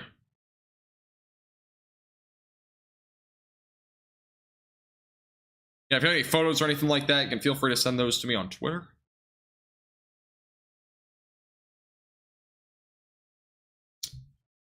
Let's go and see what we got in Sundance right now. Look up Sundance here and see what we got in terms of photos.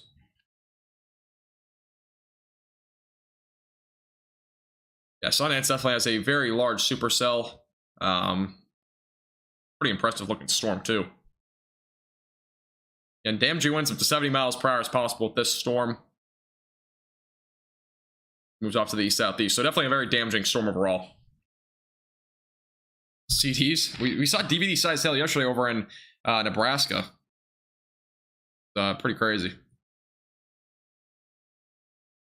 Back down here. Oh, we actually have another wind report of 51 behind that, so that was near Pine Haven. So we actually had 2 wind reports so far. Yeah, I don't think you'll see much tomorrow, Frank. Moxie. I don't think you'll see much. Yeah, that area, I don't think it's got, at least for the severe weather tomorrow. The severe weather will stay off to your north, I think. Okay, for anybody that's just tuning in, we have an ongoing severe thunderstorm warning. Again, it's producing damaging winds as high as 70 miles per hour and as well as baseball-sized hail. Again, this storm has had a very large hail core, as you can see here. So definitely seeing some fairly large hail. It's heading off to the east as of right now, so we'll definitely watch it pretty closely.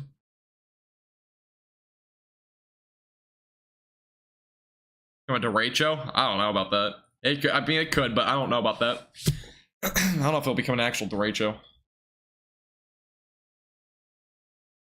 I've heard people say that something will become a derecho like 100 times, so I can't really agree to any of those. I see it way too often. Too many people say something's going to become a derecho, or there will be a derecho this day, and obviously there never was. I see that too much, so I'm not going to really say anything about that. Let's see. Look up.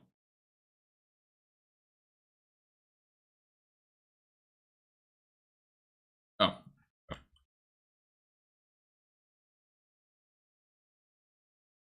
We're only 14 subscribers, by the way, away from 6,400. So if you haven't hit the subscribe button, I would really appreciate it. We just need 14 of you to hit the subscribe button down below.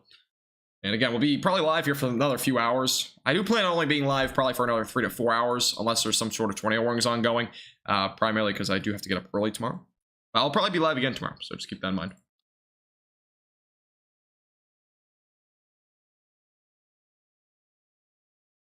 All right.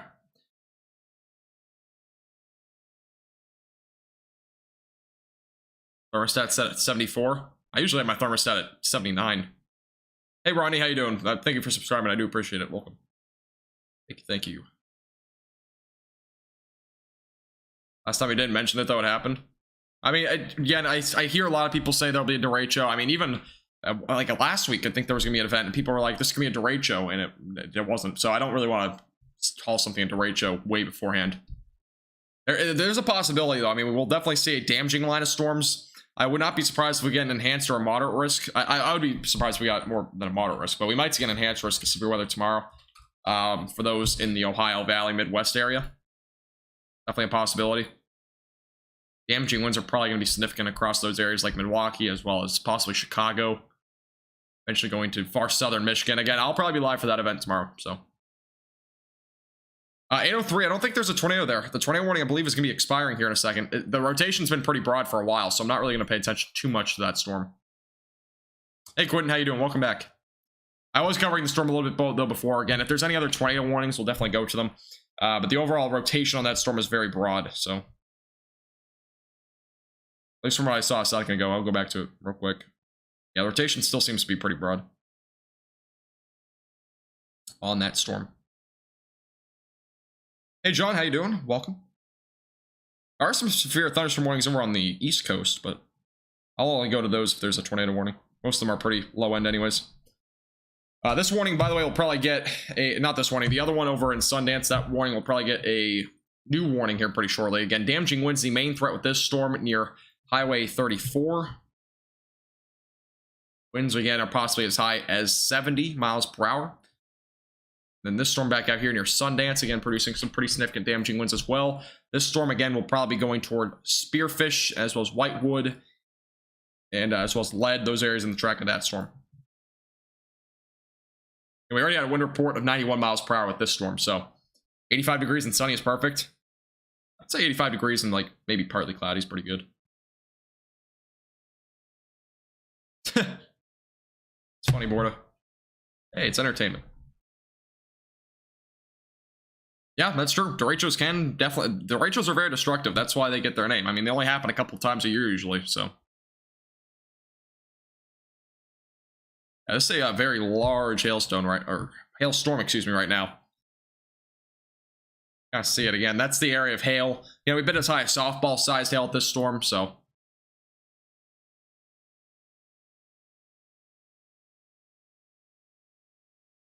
New threat, tornado watch. Are you talking about the new meso? Is there a new mesocyclone discussion?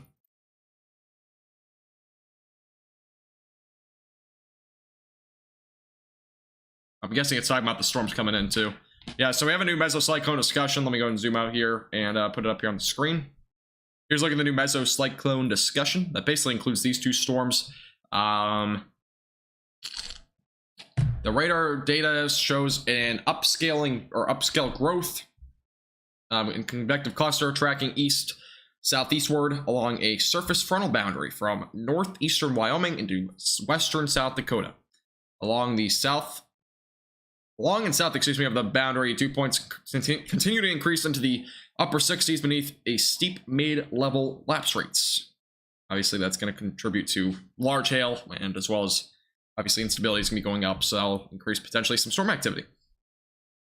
So an increasing low to mid-level warm advection, expand, potentially favoring supercell modes and increasing tornado threat. So we'll probably start to see an increase in the tornado threat over the next couple of hours. That was kind of expected already. We're probably going to expect the greatest tornado threat to be between, I think it was like 7 to 10 o'clock. That's kind of my time frame beforehand on my video earlier today. So that's what we're looking at. Again, new mesocyclone discussion just got issued, and we'll start to see an increased tornado threat over the next couple of hours. We're back up to 3-inch size tail, by the way, with this storm east of 79. Let me go back to the velocities again. I don't know if anything's been developing on it. Yeah, it's just very strong winds as of right now. I'm still not seeing anything that's rotating at this. There's definitely rotation, but there's nothing that's rotating at the surface that would give me an indication as if there would be a tornado with that. The one back out here to the west, though, that's currently in far eastern Wyoming, this one I don't believe is rotating too much either. Yeah, as of right now, rotation is still broad with that, but it very well could develop as it moves off to the east. Again, both of these storms will have the greatest chance for a tornado threat. Really, any storms that develop in this area over the next couple of hours will have the greatest tornado threat. So that's what we're looking at as of right now. Joe, that happened earlier, but yeah, there was softball-sized hail in Belfouche. Yeah, we already had that report up here at 6 o'clock. That was about 40 minutes ago now. Quentin, I'm probably going to do it sometime this week. Yeah, we had softball-sized hail, so yeah, there's been very large hail today already. We had a bunch in Belfouche as well, so we're going to get our next warning, I would assume, here pretty shortly with this storm, by the way. Possible watch in southeastern Colorado. There's already one going there. Oh, in Kansas and Colorado. Oh, never mind. Yeah, I thought you were talking about northeastern. Yeah, so there might be a watch there as well. So those in this area, that includes Garden City. I think Dodge City also included in that. Scott City, Colby, Burlington, maybe. Possibly another watch there. That would be a severe thunderstorm watch. So I'm not expecting anything beyond that. Up there. So definitely another area to watch as well. For severe weather, I don't expect much of a tornado threat down that way, though. We'll definitely watch that one pretty closely. If anything, I'm going to look at the discussion they sent out there. Yeah, they have like a 40% probability of a watch, so we'll see. There might be one.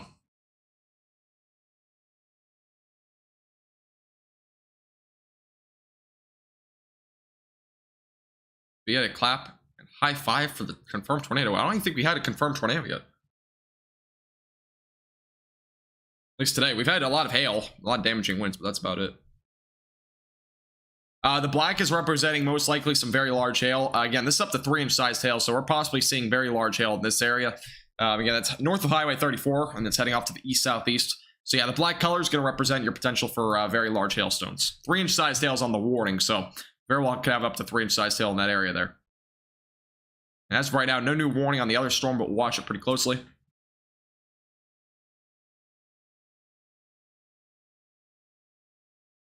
There's definitely some very large hail with this storm. Let me look at the echo tops again. Might be a glitch. I don't think it's as high as 63, but it's definitely probably right around 45, 46 maybe. Maybe 47. I think the max echo tops tonight were 50. If I'm not mistaken. On at least this tornado watch, that's what they're forecasting at 50. So it might be around 47 or so.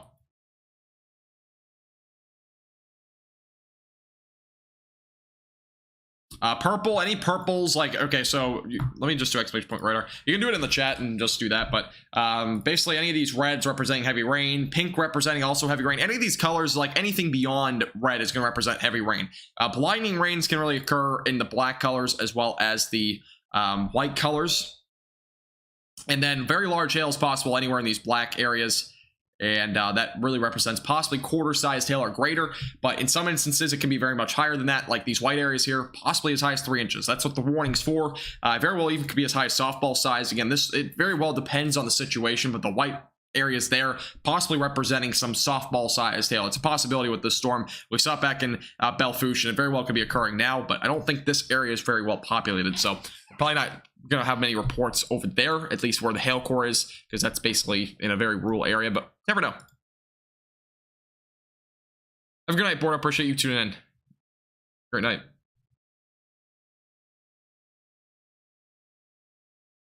I think it's 55,000 feet. Might be. I think it's close to 50.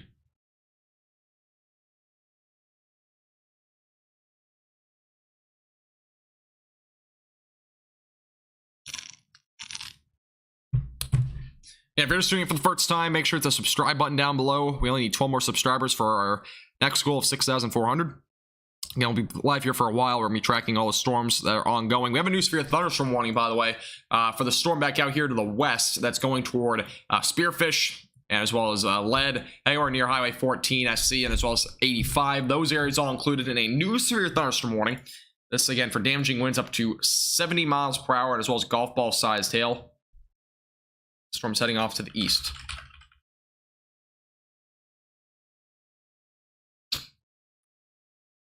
So again, this is in far northeastern Wyoming. It's about to enter into far western South Dakota. That's for you, Limmer. So this is again going into southwestern, or excuse me, western portions of South Dakota. So near Interstate 90. Richmond, Virginia, really? There's a tornado warning. Look at that. I'll take a quick, I'll look at it. We'll see what's going on here. So this is over in Virginia. I'm not sure how many people actually are in this area, but ongoing tornado warning over here in Virginia. Let's take a look at this real quick.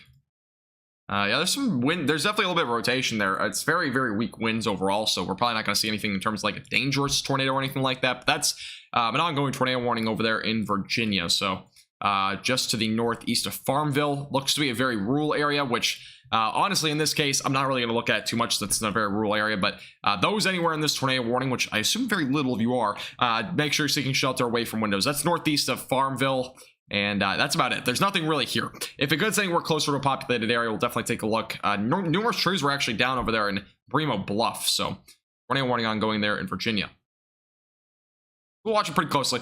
But again, I'm probably going to focus on the other storm, so watch that one, though, pretty closely. See if there's anything that develops with it. Yeah, it's in a very rural area.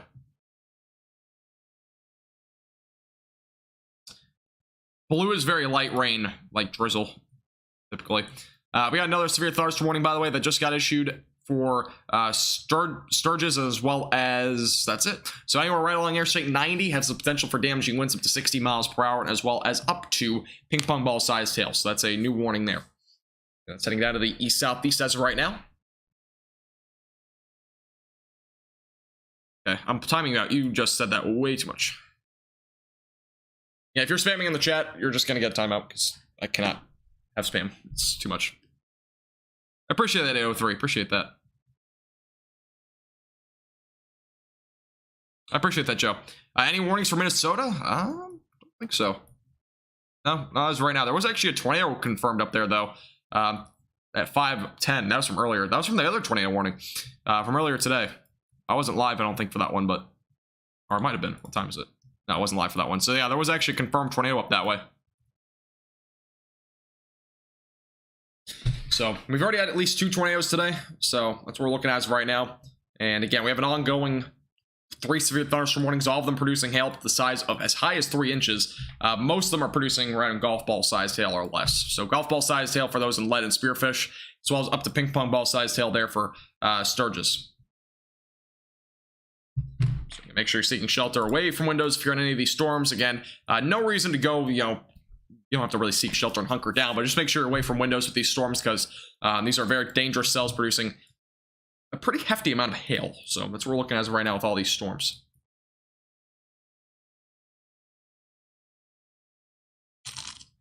Again, this is your large hail core as of right now, north of 34. That's heading off to the east-southeast. Again, this was a storm that produced softball-sized hail earlier. It's currently up to 3 inches as of right now. In terms of hail size, again, that's near 34. That's heading down to the east-southeast.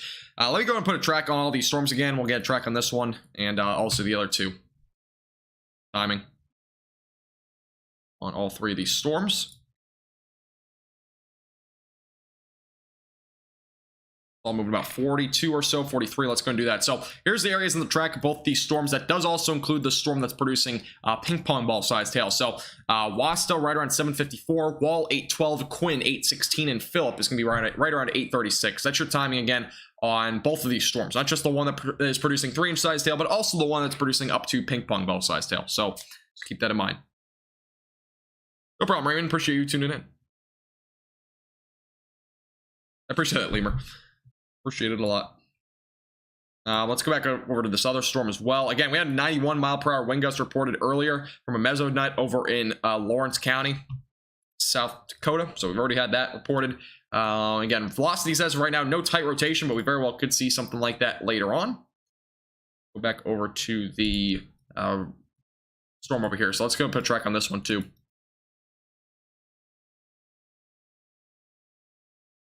There's actually a couple of storms here, so let's go do that. And here's a look at the timing as of right now. Again, I might go a little bit further to the east-southeast of here, but Spearfish will be right around 7:01, Central City 7:15, Deadwood 7:16, Light, right around 7:17, as well as Whitewood 7:17, and Sturgis right around 7:28. That's your timing again on this area of the storms. We actually have a couple of storms now. There's one down here that has a little hook south of Sundance. We also have one east of Sundance that has a little hook going possibly towards Spearfish. So we have a couple of storms producing hooks. We also have a little area here near Sturgis that is also producing a little hook. So we actually have a lot of areas there, but none of them are really rotating at this point. As of right now, I don't see any tight rotation or anything like that yet. Velocities are glitched over there, but this one near Sturgis right now, definitely very broad rotation, if anything. And we have a little hook there, nothing too crazy. Yeah, the rotation's not even there. So as of right now, a little hook trying to develop there. Again, we have a pretty hefty hail core over here, over near 34. So I'm currently in the progress of doing that. So I am only in my first year, though, of college.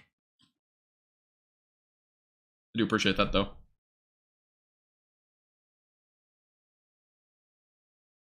You think these storms are setting the derecho potential for tomorrow? I mean, there's a potential for anything, but I mean, there's a potential for derecho. I don't think, again, there's possibility. I can't really say that it's definitely going to happen, though. I mean, if you look at the future errors and stuff like that, it definitely looks like we could see some sort of derecho happen, but again, it might happen, it might not. I'm leaning toward it probably won't happen just because of several reasons, but it might. You never know. Definitely have to wait and see. And a lot of things can change over between now and tomorrow, but definitely has the potential. We'll have to wait and see, though. Derecho is like a 240-mile line of storms that usually has damaging winds all across it. That's kind of what we'll look at there. And it usually has to last at least 6 hours or more to be considered a derecho. And they only happen about twice a year at the most. But sometimes they happen, I think, 4 times last year or something like that, or the year before that. Thank you, by the way, Drew, for the $5 super chat. I really do appreciate that as well. Thank you very much, Drew. Appreciate your $9 one as well, or $10 one earlier as well. Really do appreciate it. Thank you. Really do appreciate it. And here our area of storms as of right now goes all the way up closer to Highway 34, all the way back down to the south near Sundance. Again, this storm over here has a little hook. This one obviously has a hook. This one has a little hook. I mean, all of them basically have little hooks. None of them, though, are actually rotating to the extent where we can actually have a tornado warning. So we'll definitely watch it pretty closely. Again, all these storms are moving off to the east-southeast for the most part, so watch them pretty closely. By the way, thank you, Raymond, for the subscribing. I appreciate it. Welcome. Thank you. We're only 5 subscribers, by the way, away from 6,400. If you're new here and haven't hit the subscribe button, I would really appreciate it. Only 5 away. We just need 5 of you to hit the subscribe button.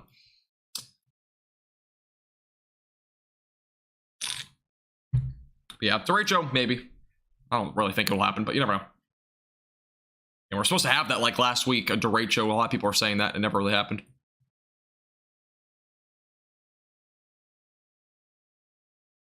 A lot of damage with these storms over there on the East Coast right now.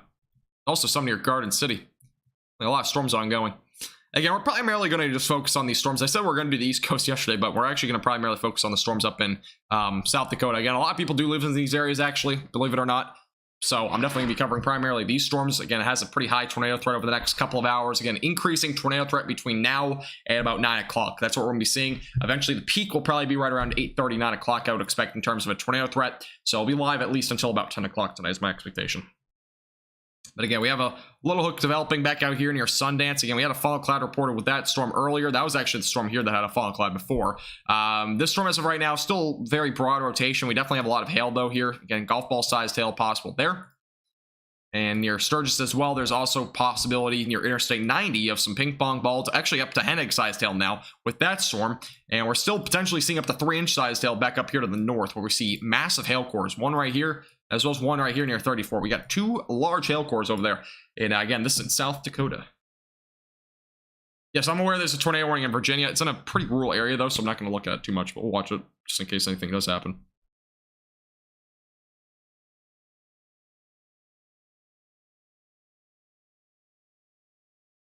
Again, the rotation on that storm over in Virginia is just very broad, so I can't rule out a tornado, but I just don't see it really developing too much. It's in a very rural area. If again, I'll go for tornado warnings over there if one, there's a bit stronger of rotation, or two, if there's actually like something to be really watching in terms of like maybe a bit more of a populated area. It's in like in between like 3 towns, and by looks on the roads there wasn't really anything there. So, but again, I'll definitely make sure we'll keep you updated with those as well if there's anything there. Thanks, Quentin. I appreciate it. Yeah, if you're just tuning in, I would really appreciate it. Again, we only need 4 subscribers to hit our goal of 6,400. Make sure to hit the subscribe button down below. Is there a tornado warning in Tallahassee? No. Florida? Yeah, Tallahassee doesn't have a tornado warning. None there.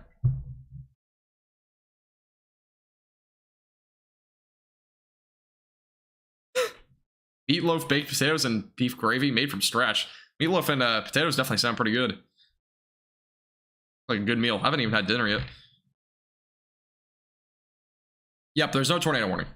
So, I already looked at my phone. There's no tornado warning. No problem, Moxie. Okay, main hail cores as of right now near Highway 24, and just off to the north of there. So we have, again, main hail cores there. Storms are all moving down to the east-southeast. An ongoing tornado watch as of right now. Plenty of storms producing some large hail, so watching it pretty closely.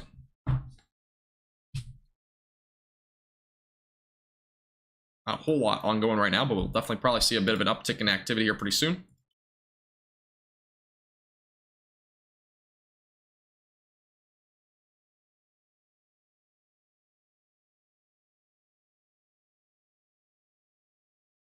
Well, there's a storm south of Tallahassee, but there's definitely no tornado warning there. Let me go back to the velocities. Thank you, Shannon, by the way, for subscribing. I appreciate it. Welcome. Thank you. Here's a look at the velocities as of right now near 34. Again, as of right now, nothing too crazy. A lot of damaging winds there near 34. That's going down to the east-southeast. Again, ping pong ball sized hail up to golf ball sized hail possible still with this storm near Sturgis. And velocities back out to the west as of right now. I'm not seeing anything in terms of a tight rotation, but we definitely could see there's a little bit of rotation here again, just east of 585. That's going to be eventually going into South Dakota. So watch that storm pretty closely as well.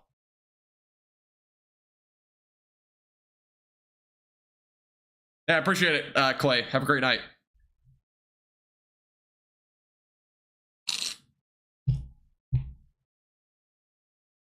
Appreciate you a lot. Have a great night. See you soon. Destructive severe thunderstorm warning ongoing here in South Dakota. Again, this is near 34. Hereford as well as Bear State Park are both included in this. So just for those that are in this area again. Ongoing threat for up to 3-inch size hail. The Bear Bayou State Park. Mozzarella sticks are the bomb. Mozzarella sticks are pretty good. I do have to agree with that.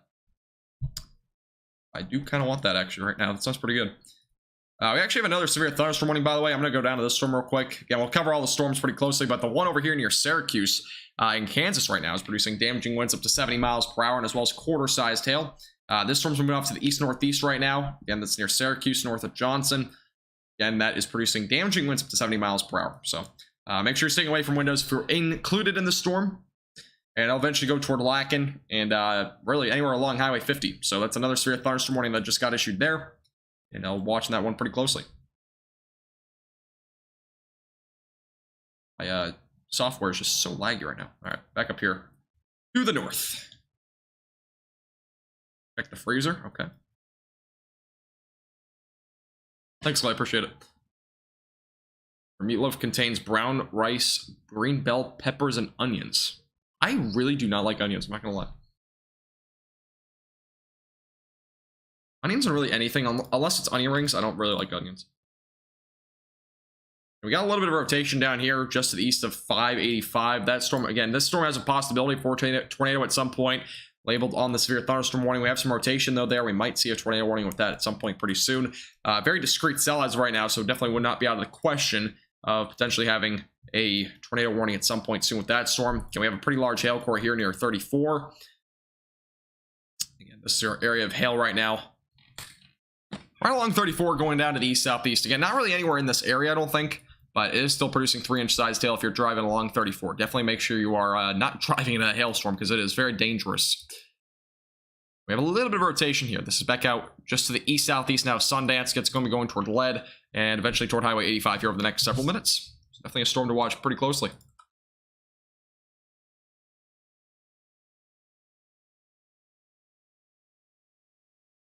My sub count just jumped significantly. World. Weird. Sub count just jumped like 65. I don't know if it just got delayed or something. We're now like 40 subscribers away though from 6,050 or 6,500. But I don't know what just happened. My sub count jumped like 65. That was weird. I must have been like backtracked or something on YouTube. I'm at a weird time. About the storm in Connecticut, you're about to get rain tonight. Yeah, there'll definitely be some rain up in Connecticut. But in terms of severe weather as of right now, not a whole lot, I don't think, for Connecticut at least. Onion powder is decent. It's not bad. I just don't like onions. Onions, I don't like the taste or texture of it. Hey, Texie, how you doing? Welcome back. How you doing today?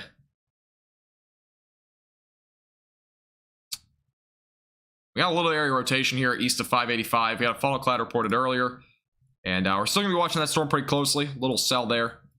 An egg-sized tail again possible near Sturgis. And again, we have 3-inch size tail possible with this storm near 34.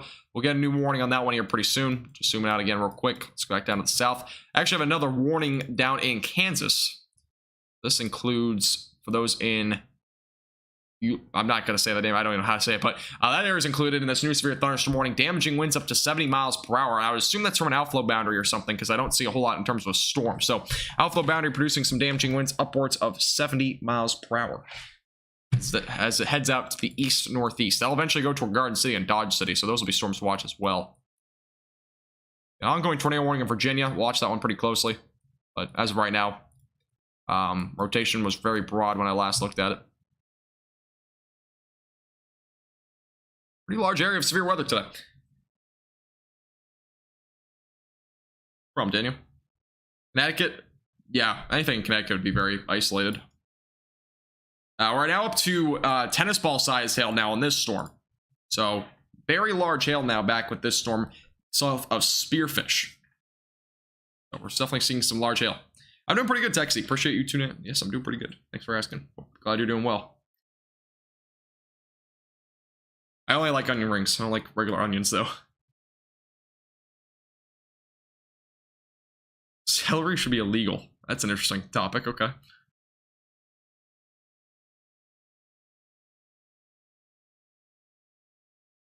Any excitement in the Lubbock area? Nah, Lubbock won't really see anything tonight. And I don't think really anywhere in Texas is going to see much other than the 100-degree weather over the next several days anyways. There might be a tropical system that we're watching. I've been watching it pretty closely. Again, I might have watching the tropics episode pretty soon. There is a bit of a tropical development that might happen sometime late next week or early into the upcoming following week. I've been watching pretty closely. So watch that pretty closely. I might have a video on that. So yeah, if you're new here, make sure to hit the subscribe button if you're interested in that.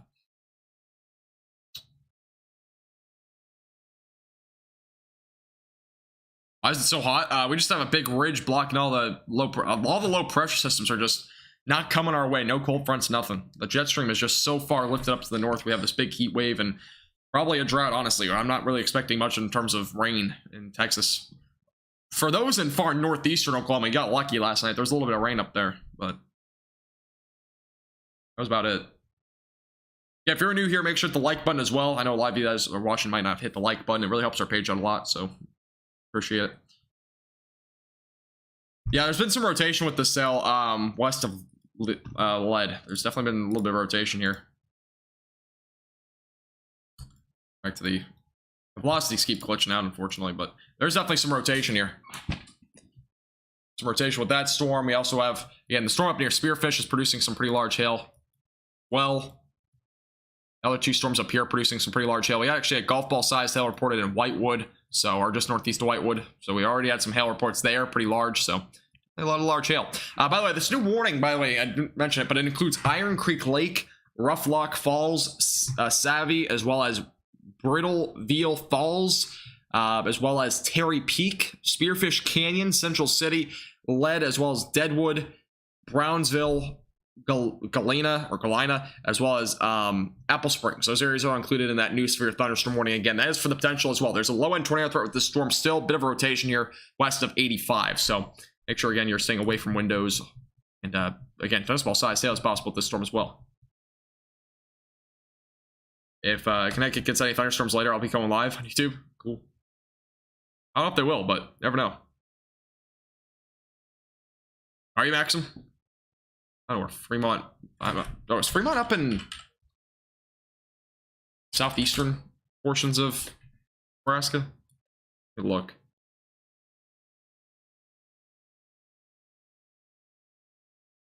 Yeah, it's like eastern, southeastern. Yeah, I remember seeing Fremont yesterday. There was a storm up there yesterday. Thank you, OG, as well as Moa, for subscribing. I do appreciate it, guys. Welcome. Thank you very much. Columbus, Indiana. There's a possibility, I think, for severe weather tonight. I'm not 100% sure, though. Let me look at the future radar. I'll let you know here in a second. Let me look. Go to my other monitor. Looks like if you're going to see anything, it would basically be over the next, like, 3 or 4 hours. But I don't know if anything's on the radar over there right now. Let me look. We actually have 2 tornado warnings up in Virginia. I'm going to go and take a look at the other one. We have now 2 tornado warnings. We're in Virginia. We have one near Charlottesville. Actually, I'm going to take a look at this one. This is a bit more of a populated area.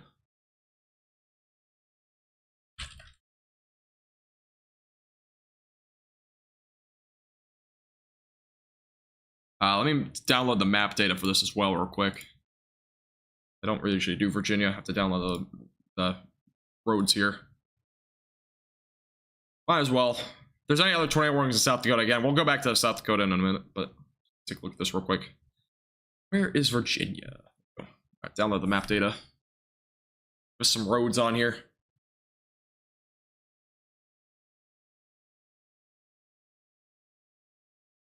All right, there we go. So this is a look at the ongoing tornado warning in Virginia. This is near Hollymed. Ongoing tornado warning as of right now north of Charlottesville. Again, this is in a pretty populated area near Interstate 64, so just off to the north of there. Currently, the area of rotation is near Highway 29. So let's look at the velocities as of right now, and the velocity is still, the area of rotation is basically right there. So if we see a tornado, it would probably be small. That's what I at least expect at this point. Here's a look at the correlation coefficient. There's actually a little bit of green maybe showing up there that possibly represents a possible tornado with this cell. So again, area of rotation right now near Highway 29, heading down to the east-southeast. And again, that's near Hollymed as right now. So if you're in this warning, make sure you're seeking shelter. Again, away from windows, interior of your house, lowest floor possible. Again, this will be going toward 20 eventually, and probably toward 231. So again, tornado warning ongoing for these areas in Virginia. You're seeking shelter immediately. Want to go to the beach? Should go to the beach then. Yeah, this is the ongoing tornado warning. This is north of Charlottesville, and then we obviously have another one down here to the south that's going to expire in a couple minutes. Multiple reports of trees down with that tornado warning, so we'll have to watch that one as well pretty closely. But again, this one's just north of Charlottesville, definitely in a bit more of a populated area, so you're seeking shelter immediately away from windows. And again, quarter-sized hail, damaging winds up to 60 miles per hour, also possible with this storm. So those north of Charlottesville, definitely make sure you're seeking shelter. Charlottesville, by the way, this storm's actually kind of going a bit more down to the southeast on the latest scan. The velocities again. Still very weak winds overall, so if there were to be a tornado, it would probably be something weak, like an EF1 or 0, that kind of range. But definitely some rotation there, that's without a doubt. As of right now, again, that's near 29. And down to the southeast.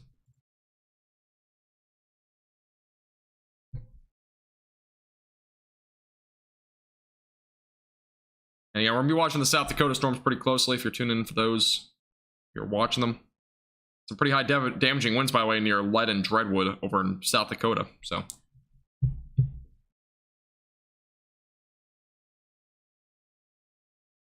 All right. If you have any questions, by the way, of the ongoing severe weather, feel free to leave those in the chat.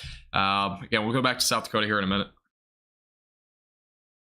You're tuning in for the storm in Virginia. Again, this is near Hollymed. Ongoing tornado warning near 29, just to the north of 20. Again, this is going to be going towards areas just to the north of Charlottesville. Again, that's heading down to the southeast toward Interstate 64. And make sure you're seeking shelter immediately away from windows. Quarter-sized hail, damaging winds up to 60 miles per hour possible with that storm.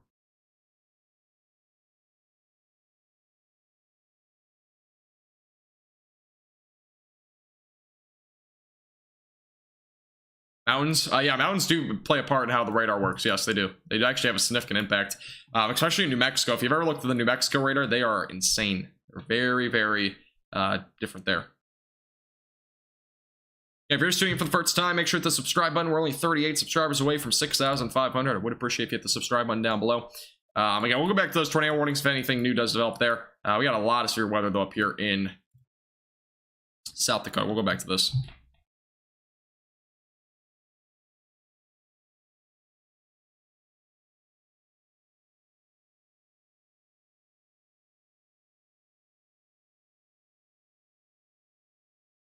All right. Let's go back to these storms. I don't know about Virginia, though. Virginia's a little bit different. Because Virginia, I don't know where the mountains are in Virginia. I know there's some in West Virginia, or there's a lot in West Virginia. I don't know about actual Virginia, though.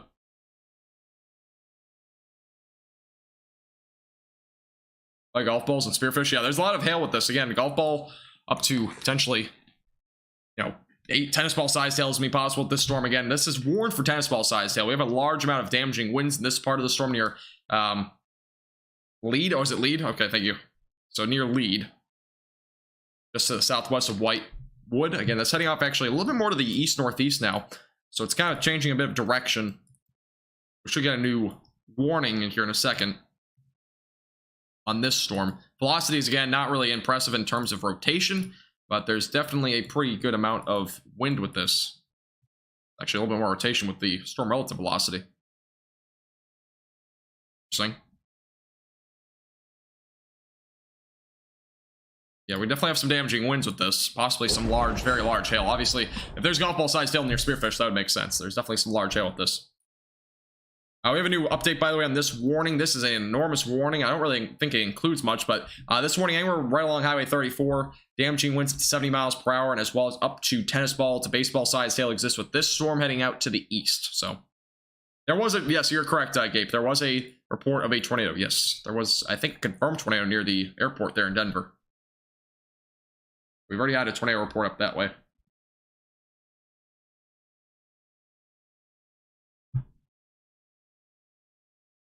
Expired in Richmond, Virginia. Thank you.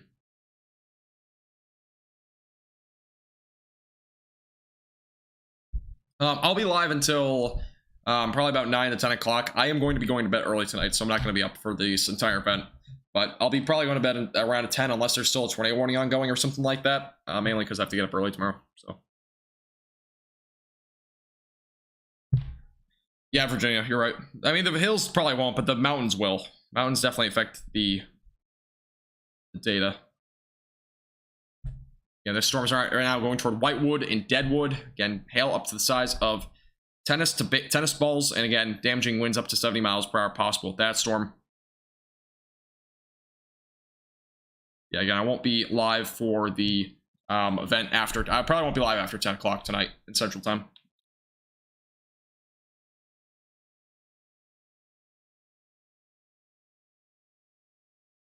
Oh, did you report it? If you have any photos, definitely let me know. You can always tweet me on Twitter if you have any photos. I always like looking at that stuff. But yeah, I wouldn't doubt it. I mean, I think there was some rotation with that storm at the time. I can't exactly remember, though, because I was watching a few storms earlier. Primarily looking at the Minnesota tornado warning. That happened. No 10-hour broadcast? I have not had a 10-hour broadcast yet. I don't know if that'll ever happen, but I've been up, again, last night's live stream was an 8-hour live stream, so we were live a long time last night.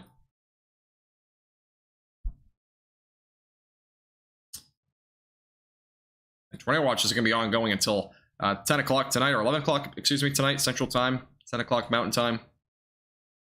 And another severe thunderstorm warning back down here. Quarter-sized hail, damaging winds up to 60 miles per hour near Bridgeport. That's ongoing. And back down here to the south, again, going toward Garden City, damaging winds up to 70 miles per hour. It's actually reported at the Johnson City Airport down there in southwestern Kansas. So there's definitely some severe weather down there as well that we're seeing. Very large hail. And damaging winds with most of these storms. All right, sounds good. Yeah, if you want to check out my Twitter, it's the one of the links in the Get Connected tab down below.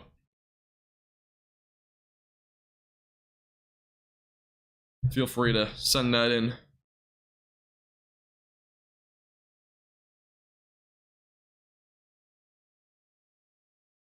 Alrighty. Let's see. Probably going to look at this storm. The other storm's obviously producing greater threats, but this one's in a bit more populated area. So, again, note those near Whitewood and Sturgis. Again, make sure you are staying away from windows as the storm approaches. It is producing hail again up to the size of tennis balls, so it's very dangerous. Storms heads off to the east. And the warning just got condensed, so it's no longer in Wyoming. It's only in South Dakota. So just an update there.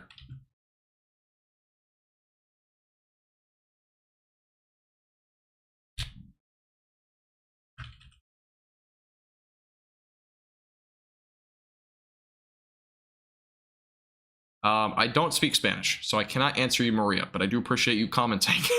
I don't know how to translate that.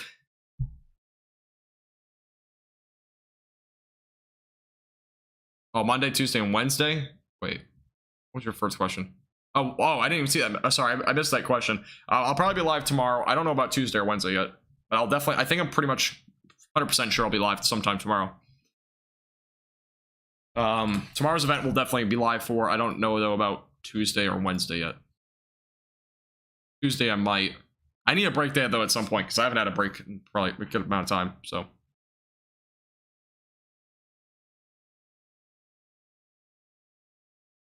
Hey Jess or Crest, excuse me, how you doing? Welcome from Germany, Alex. How you doing today?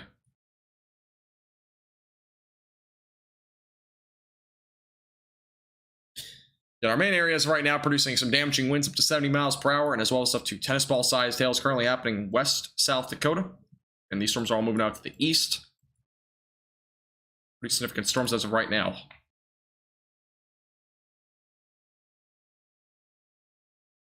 And let's take a look at the rotation again.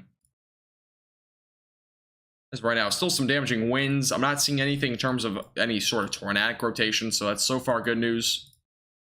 We've been kind of waiting to see if we get any of that sort of stuff to occur sometime soon, but as right now, a lot of just this storm here near Whitewood has a little bit of rotation right now. Okay, I'll take a look in a second, Reef.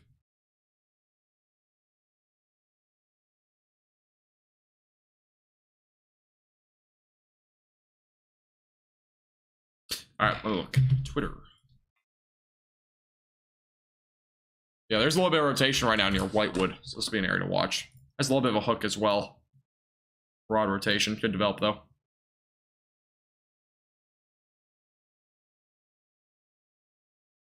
Oh yeah, it looks like maybe possibly a land spout. I don't think it's actual tornado. More like a land spout though.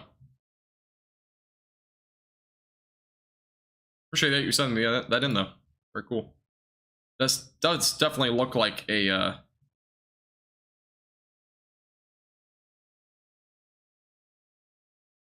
definitely looks like a land spout. There's a lot of photos, by the way, in Belfouche of a bunch of crazy storms there. All the hail damage and stuff. We have a lot of photos on that earlier. Yeah, it looks like a land spout to me. It could have been a tornado, but to me, at least from that angle, it looked more like a land spout. Wish this rain would come to Southern California. Yeah, I mean, Southern California does need it. Yeah, velocities over here are very high, by the way, with this storm. Taking a look at the actual wind speed, 75, 80 miles per hour near 34. Latest radar update just glitched it out, but yeah, it's pretty high winds right now near 34. This storm back out here to the west is having a little bit of rotation. Kind of seeing the hook right here, a little bit of rotation here. If we circle that compared to the base velocities or the storm relative velocities, I mean, there's a little bit of rotation. Land spout is from mainly composed of downdrafts. It's not the same as a tornado. Again, I'll have to take a video on it, but land spouts are not anti-cyclonic usually. They're usually regular, like tornado. Like they're usually kind of clockwise. They just develop differently. Like the winds near the surface are completely different when you look at it on radar.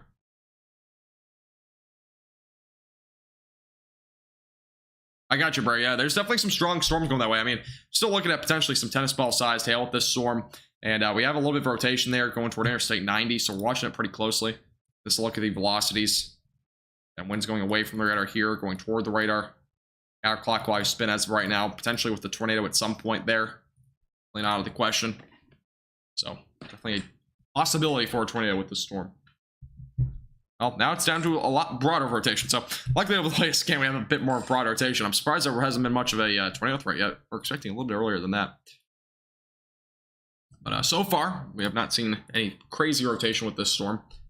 It's good news, but a lot of hail. It seems like the main threat tonight will definitely be very large hail. I mean, you can kind of see right now, a lot of hail near Whitewood right now.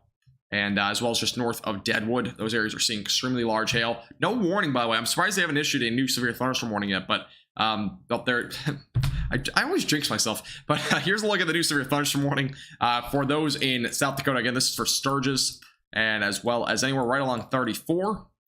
This does include Whitewood as well. Damaging winds up to 70 miles per hour and as well as some golf ball sized hails can be possible with this. So, again, new warning just got issued for those near Interstate 90. And the storm's heading off to the east, basically going in the same path as the initial storm that produced that very large hail up to softball-sized hail was reported up there in Belfouche, if you're just tuning in. So, was there tornadoes yesterday? Yeah, there was tornadoes. There was at least like 7 or 8, I think. Is there a confirmed tornado on the ground? No.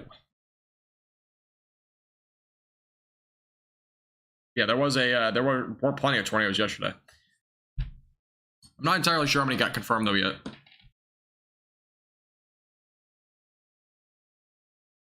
The Wymore tornado.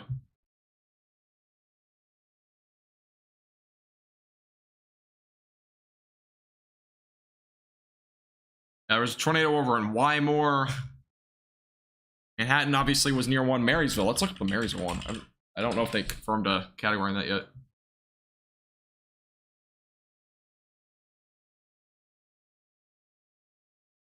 Half of the Marysville lumber shop got destroyed yesterday, apparently. Yeah, there was definitely some large hail. Hey, Joan, how you doing? Welcome back. How you doing today? Yeah, we had confirmed damage in Marysville, yeah. That was from yesterday. Yeah. They had some confirmation there of some very large hail and whatnot. Again, for those who are just tuning in, we have an ongoing large hailstorm near Whitewood going towards Sturgis. Again, that's going toward 34 as well. Again, this storm's producing some large, very large hail, and as well as potential for damaging winds up to 70 miles per hour. Looks like we have another cell developing here, down here to the south. I believe that's new. Look here. That's a new cell that just developed here over the last several minutes. So that could eventually possibly turn into something as it moves out to the northeast. So another storm to watch pretty closely. Again, it's north of New Underwood. North of Interstate 90. It's in another pretty rural area, but that's a new cell that just started to develop there.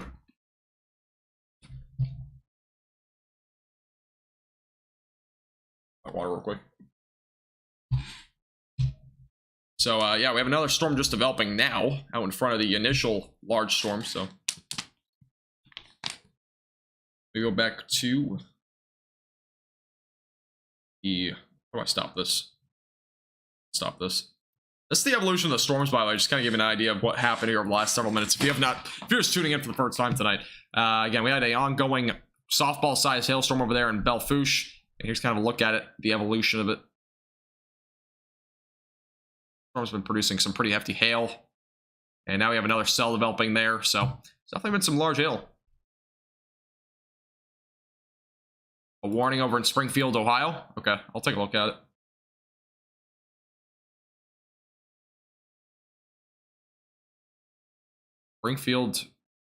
Springfield, Ohio. What? I don't see any warnings. There might be a strong storm. We'll definitely go to it if there's any warnings on it, though. It's a hook near Springfield. I'll look on my radar and my phone. And I'll look at my phone radar. See if it shows anything. Let's see.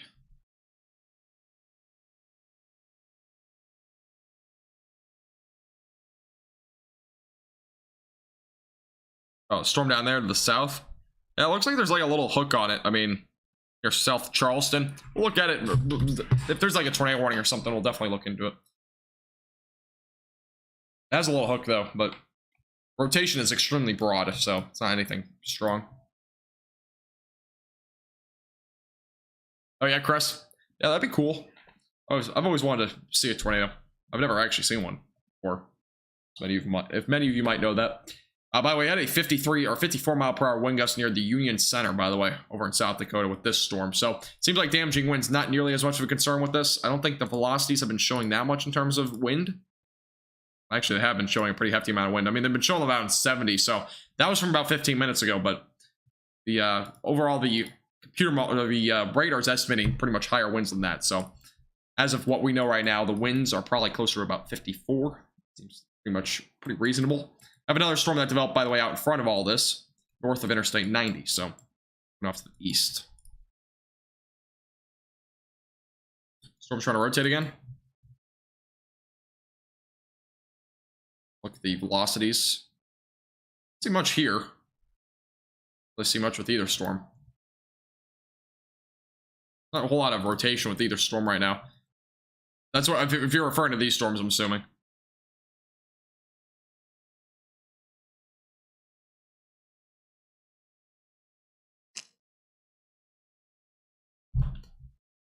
The one to the east. Let's take a look. There's a little bit of rotation up there. Nothing too crazy. Latest radar update kind of not. It's just very broad. I mean, this area up here, if you look at the velocities here, it's very broad rotation. And I mean, there's a little hook to it almost, but this is a little area. It's not much. It's not very impressive though. It's very, very broad. Winds are pretty weak as well there. Storm relative velocity showing very weak winds going away from the radar, so not a whole lot in that storm, but it definitely could develop. You never know. That storm's been was rotating for a while there, so never know. We have a new severe thunderstorm watch, by the way, that just got issued for those in Kansas. Over in Garden City, as well as Syracuse, are in severe thunderstorm warnings for damaging winds up to 70 miles per hour. We just got a new severe thunderstorm watch that got issued for western portions of Kansas. That goes until midnight tonight, damaging winds up to 70 miles per hour possible with these storms as they move off to the northeast. So, it's a new watch that just got issued. How's the one in Virginia progressing? I'll take a look.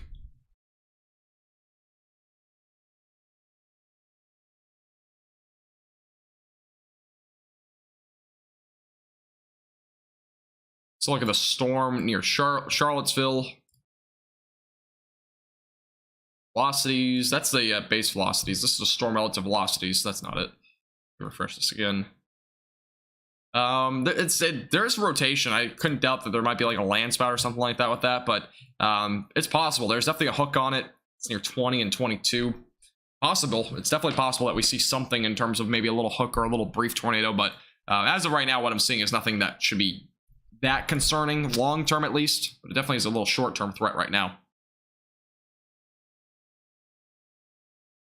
Hurricane season started in what day is today? I think it was like 2 weeks ago now.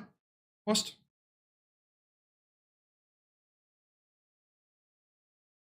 Yeah. Seen so far. Yeah, this is a tornado warning over Virginia. So those up near northeast of Charlottesville, that's a ongoing tornado warning there. Definitely a storm to watch pretty closely.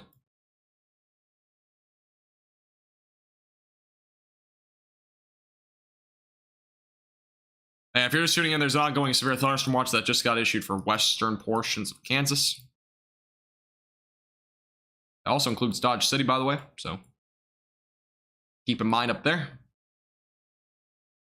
Again, plenty of couple of cells up here in South Dakota that are producing some pretty large hailstones, as well as damaging winds again up to 70 miles per hour. It's going to Florida in 2 weeks, and you hope that it's not going to be a hurricane. There probably won't be. It's kind of early in the season anyways, but you never know. So it's a possibility. By the way, if you're just tuning in for the first time, make sure to hit the like button. I would appreciate it. We're only 13 likes away from 300. And if you are new here as well, make sure to hit the subscribe button down below. Yeah, we do live streams like this all the time, and I would appreciate if you hit the subscribe button. We are pretty close to 6,500 subscribers, so would appreciate it. Again, pretty large hail core here near Interstate 90. That's where we're seeing the largest hail core. Again, that's near Interstate 90, heading off to the east-southeast right now toward 34. Again, this storm as of right now has had some rotation at times, but it's been fairly broad for the most part. And we're starting to see another storm develop back down here to the south. This is north of Interstate 90 as well. Pretty rural area here, but that's also a new cell that just developed, so that could produce some very large hail as well as it moves off to the northeast. So just keep that in mind if you're over there in South Dakota. A couple of storms as of right now. Yeah, this year has been, I mean, we're in early June. We usually don't see a whole lot anyways, but yeah, there hasn't been a whole lot yet. Seen pretty minimal activity overall. Start the year. We obviously saw, we saw the tropical storm Alex, but that was about it. That didn't even develop until past Florida, so.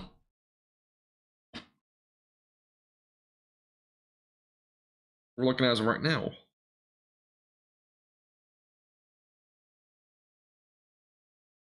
All right. And main hail core as of right now, right here. Let's go to hail radar and take a look what that's showing. You love Florida? Florida's definitely nice to be at. Enjoy Florida. Nice beaches. Theme parks. Other stuff. All right, let's take a look at the hail radar. Loads. Hail is definitely probably increasing in this storm too. I mean, we see the latest scans, a little bit more blue. Hail as of right now being estimated by radar is right around hen egg size, maybe up to like tennis ball sized hail near Interstate 90. So it's definitely some fairly large hail with this storm. By the way, here's the hail track over the last hour. It's been large hail pretty much in the same areas, pretty similar areas there. So yeah, there's definitely been some hail. Correlation coefficient's probably going to show hail on the radar. I'm not going to really look at that a whole lot. Here's a look at the velocities. On this storm, I can't get the velocities. There we go. Just wind as of right now. I'm not seeing any rotation with that cell. There's a little bit more out here to the north of Interstate 90 and south of 34. This storm overall is not producing anything that I'm that concerned about right now. But it is definitely producing large hail. I mean, large hail again up to tennis ball size and damaging winds up to 70 miles per hour is definitely going to be possible if that storm as it moves off to the east. Yellow means warning, and yes, that is correct, Chris. The little keys at the top of your screen, by the way, little upper third. So yeah, the yellow boxes mean thunderstorm warning. Excuse me, as well as the pink ones mean tornado warning.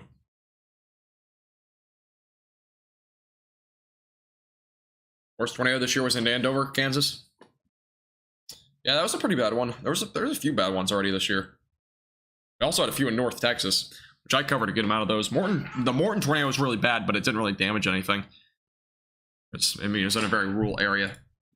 Like damaged some fields, and that was about it.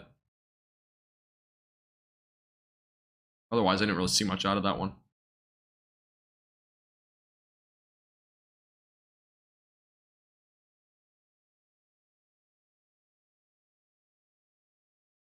And we got a very large hail core up here just to the north right now of 79. Again, that's heading off to the east toward 34. That's going to be going probably in another rural area there. So I guess that's somewhat good news. Those that are down to the south near Interstate 90, it's more populated there. Rotation, again, is fairly broad with it. We're not seeing much in terms of rotation. No problem, Blocky. Appreciate you tuning in. See you again later.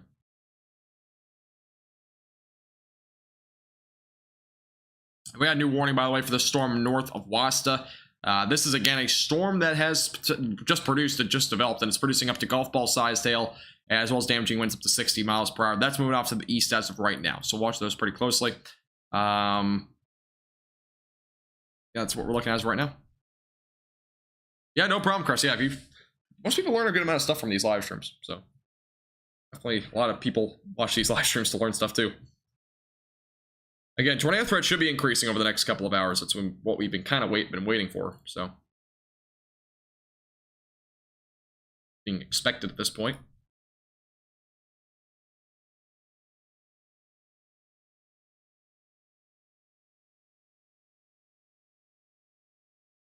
Live in Dallas, and you ever seen a tornado before? Yeah, they're not very, I mean, they are common in, you know, the southern plains like Texas and stuff like that, but they don't always happen. I mean, like, especially like if you live in Dallas, like the metro, they have not seen really any tornadoes. They saw one in Fort Worth a few years ago, back I think in 2017.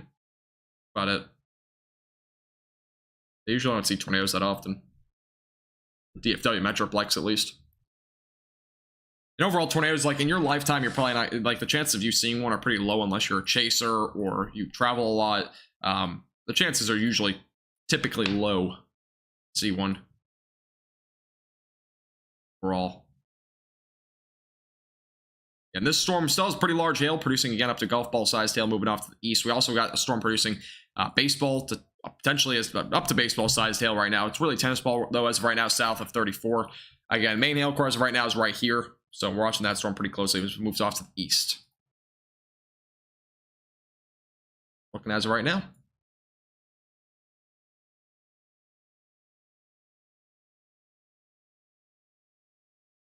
Dallas had one back in 2019. Yes, they did have one in 2019 too. They're just not very common overall.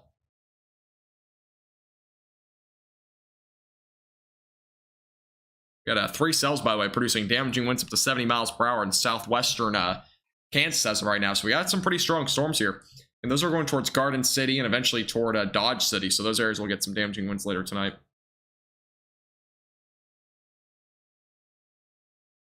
Yeah, you're correct, Tyler. Yeah. Home Depot was destroyed. I remember that. I remember that tornado pretty well. I wasn't in it, but I do remember it. Seen 3 in person. Jeez, that's a lot. I've never seen one. I've only seen a funnel cloud before. That is it.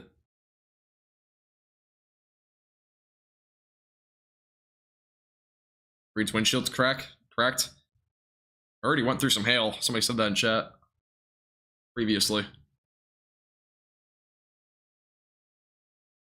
Definitely a lot of hail with those storms up there. That's without a doubt. Glad I'm not chasing in them either. Glad I'm not chasing in those. Hey, Caden, how you doing? Welcome. How you doing today? You're in Round Rock, but you didn't see the one back in March? I'm pretty sure I covered the storm in Round Rock. Yeah, I did cover that one. I did cover that one. Sturgis right now? Yeah, Sturgis is having some pretty large hail. Right now. The area up there in South Dakota. Let me go back to these storms. Sorry, I'm yawning a lot. Honestly, this live stream might not be too much longer. I'm pretty tired, but we'll see. If there's any tornado warnings over the next, I'll probably be live at least for the next 30 minutes, but I am pretty tired. Again, I'm probably gonna have a longer live stream tomorrow, so probably be live for that one. We got tightening rotation over here. Yeah, there's rotation here. We might get a tornado warning here pretty shortly, north of Interstate 90. Rotation there. Strong area of rotation there. See it there. North of Interstate 90.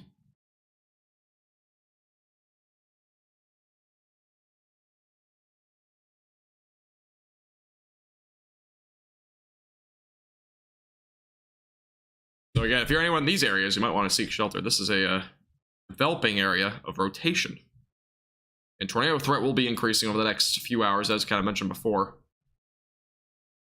Rotation's definitely a bit tighter here. North of, again, Interstate 90. That's your area of rotation.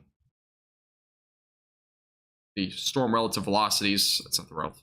This is the storm relative velocities here. Kind of see the rotation as of right now is it's definitely developing. And again, you kind of see the ongoing supercell developing here. This is definitely have a potential for a tornado threat probably down the road. Definitely a storm to watch very closely. And some rotation developing north of Interstate 90. So again, area here to watch. Area definitely developing some rotation. This is a very discrete cell as well. So might develop into a tornadic supercell as it develops and moves off to the northeast.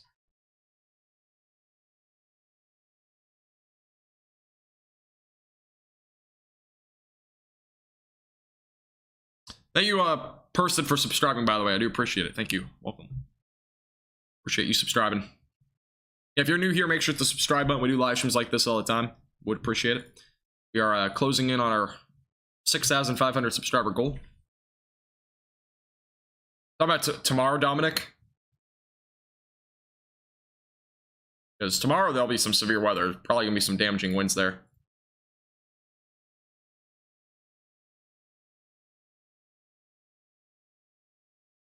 And this storm north of 90 is still got a little bit of hook developing onto it. So we definitely could possibly see a tornado threat with this over the next several minutes. Definitely going to be a storm to watch. Again, this storm's producing still some golf ball sized hail near 34. That's moving off to the east. And again, this will be the storm to watch for a potential tornado threat here pretty soon.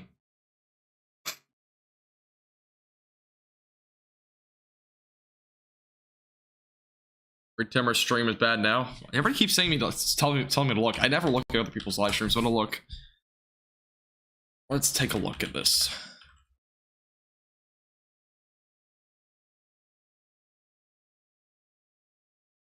Oh yeah, that is pretty bad, isn't it?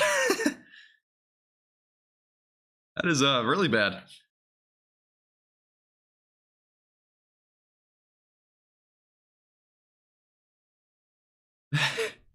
That's a lot of hail. That's all I gotta say. I think he just wants his car to be damaged, honestly. I think it's intentional at this point.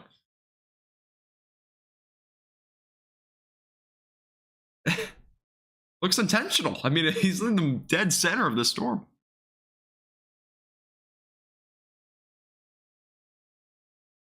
It's actually pretty funny. There's nothing else here. Man, he's literally like in the dead center of that storm. There's just hail falling down. It's a rental? No way it's a rental. Is it really?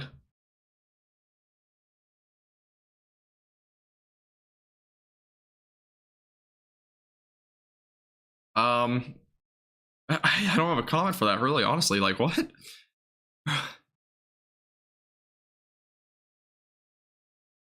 it actually a rental car? Oh my lord, bro. No way.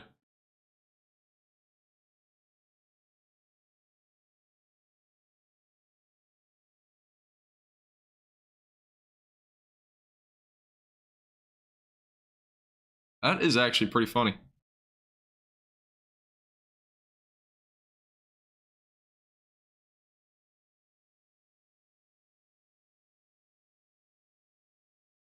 Find an emoji here. I'm trying to post a comment. I can't find an emoji that I want, though. Alright. It's pretty funny. It's not funny, but I mean, it's just like... He's intentionally in the storm, so it is a little bit comical, but... I mean, he's intentionally in the dead center of that storm. It's a rental car? That's interesting.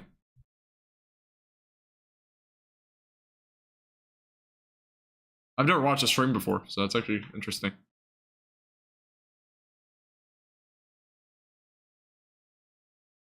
All right, well, that's something, you learn something new every day. Really do. No tornado warnings on the map, by the way. Reed is nuts. I've heard that. Again, I've never watched him before until just now, so usually don't watch really many people. Yeah, we got some rotation here north of Interstate 90 if you're just tuning in. So it's a storm that's been rotating a little bit. It's trying to develop a little bit of a hook, so watch it pretty closely. If it gets the extra insurance, I would hope so.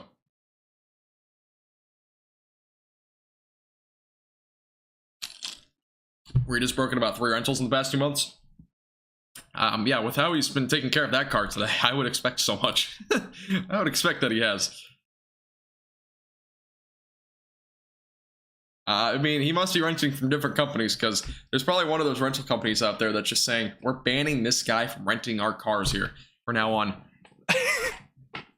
Best $10 insurance deposit ever, honestly. He's probably on a ban list from, like, Hertz or something. You cannot rent our cars anymore.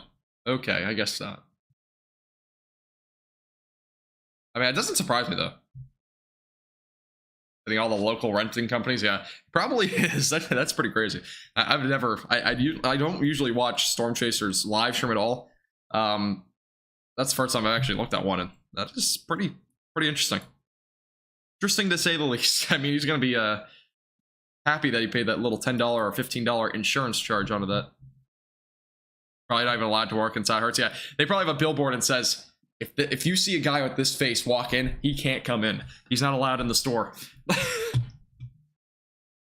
I wouldn't doubt it. I would not doubt it at all. Have a great night, Crest. Appreciate you tuning in. Appreciate you turning in from Germany, by the way. Really do appreciate it. Have a great night. Thanks for stopping by.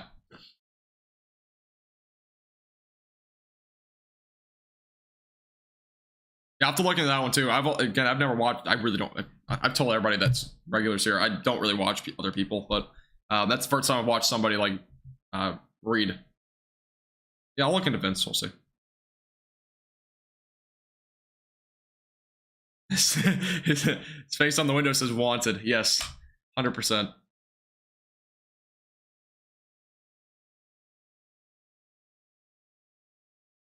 Why do I watch Storm Chasers? I just don't do it. I mean, I do, like, to an extent, but not usually live, especially on YouTube. I've never done it before. up until that one. I just don't. I don't know, it's just a personal thing. I don't know why I don't, but I don't usually do it.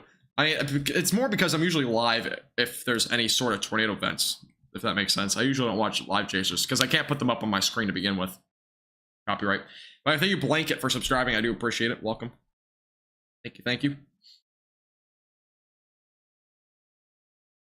Weather react streamer.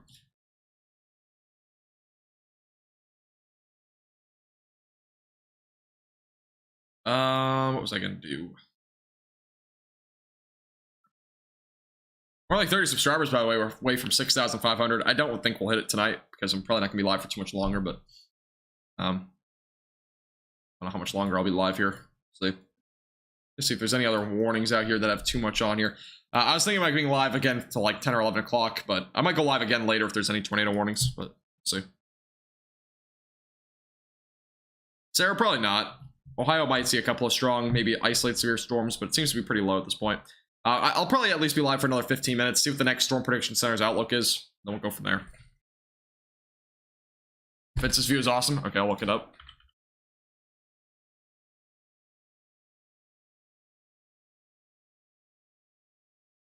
Let's take a look. That is actually really cool.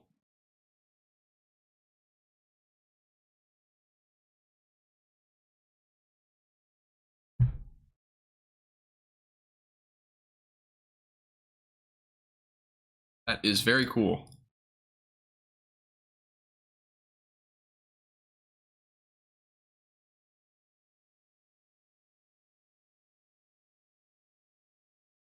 Yeah, these cells are pretty crazy.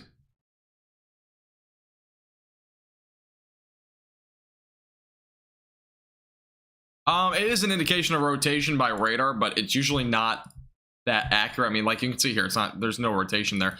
The only area of rotation that is existent right now is down here, which there isn't much yet, but they very well could develop. Again, this is a cell in development. It just literally spawned in a few minutes. It only spawned in about 15-20 minutes ago. It has a little bit of a hook shape, but a lot of this seems to just be rain right now. I mean, a lot of these storms are not organized. Vertical shear is definitely not as strong as it was forecasted to be with these storms. So tornado threat as of right now still seems to be somewhat low right now with these storms. Will Southwest Minnesota have severe weather later tonight into tomorrow morning? Yes, you most likely will. It'll probably be overnight. That's when you can expect some severe weather there.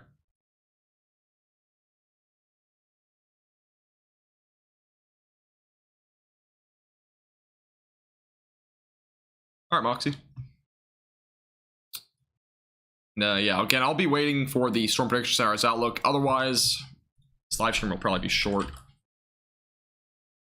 Let's see what we have at the next update.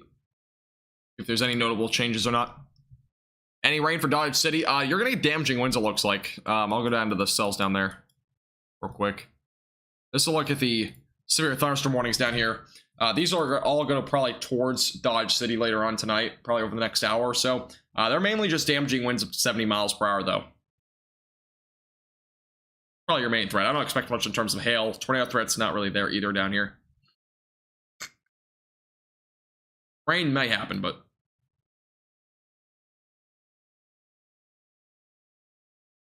yeah, Tyler, a lot of truck drivers do watch these streams. Because they don't have cable or anything like that, so... we had actually NTXWC hail, by the way, reported with this storm. We also had golf ball sized hail reported a couple of times. So we've had pretty large hail reported by storm chasers in the area. So heads up there on those storms.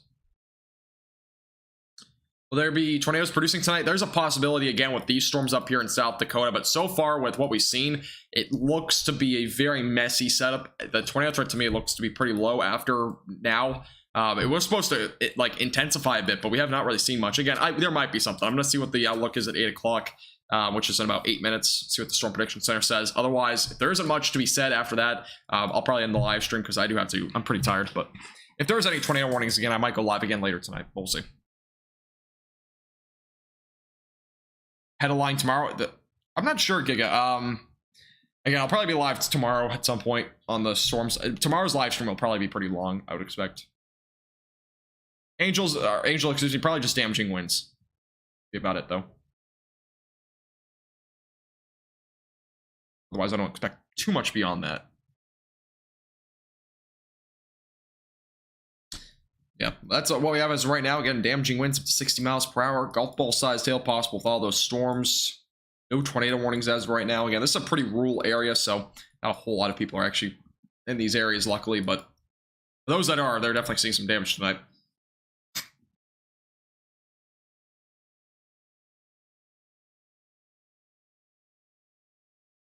Let's see. Got a few more minutes until that outlook. Oh, if you're just tuning in for the first time tonight, didn't already hear about it, we had softball sized hail at 6 o'clock tonight Central Time over in Belfouche, excuse me. So there was some pretty large hail tonight already. We had a 91 mile per hour wind gust as well at 6:15. So definitely see some pretty damaging storms so far tonight. Otherwise, we haven't really had a tornado threat. We've had 2 tornadoes today. Neither of them, I don't think, have been in South Dakota. So one was over in Wyoming, one was up in Minnesota. Or excuse me, one was in Colorado and one was in Minnesota. So yeah, there's a little bit of rain, Angel, but it's nothing too crazy. I know, Grant. It's been pretty crazy. Definitely been crazy. Yesterday's stream was huge. I mean, it was significant growth overall. I'm very happy for. Glad that everybody subscribed and whatnot yesterday. We had today's video. I mean, I was shocked when I saw the video today that I posted. The videos on the channel are usually like, they will probably get about 400 to 500 views on average at the most. At least recently. Today's video got like almost 1,500 views, and it's not even, the day's not even over. So pretty crazy. I'm pretty surprised, to be honest. I was shocked when I saw that. But honestly, I don't really care about the views much, but I do really appreciate everybody watching the videos and stuff. It does help the page out a lot. ATHS, how you doing? Welcome back. My views peaked yesterday at 1,122. So I appreciate THS. Appreciate that a lot. Thanks for liking the live stream.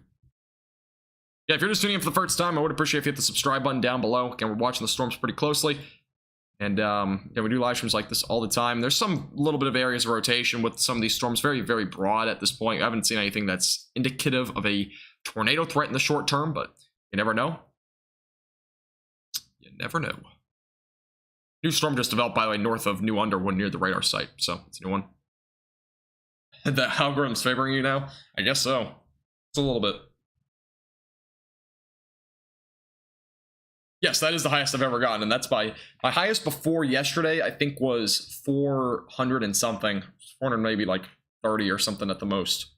So yeah, 1,122 yesterday was by far my highest concurrent amount of viewers. The live stream overall had almost 50,000 views total, so it was a very busy live stream.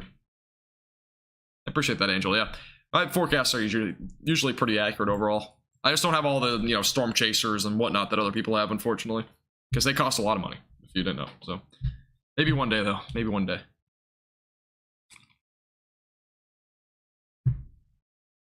Yeah, tripled. It's pretty crazy. What is the cap? Are you asking like a general question, or wondering what the cap is in these storms right now? Because if you want to know a more detailed explanation about the cap, I can link you to a video. I'll give you that explanation.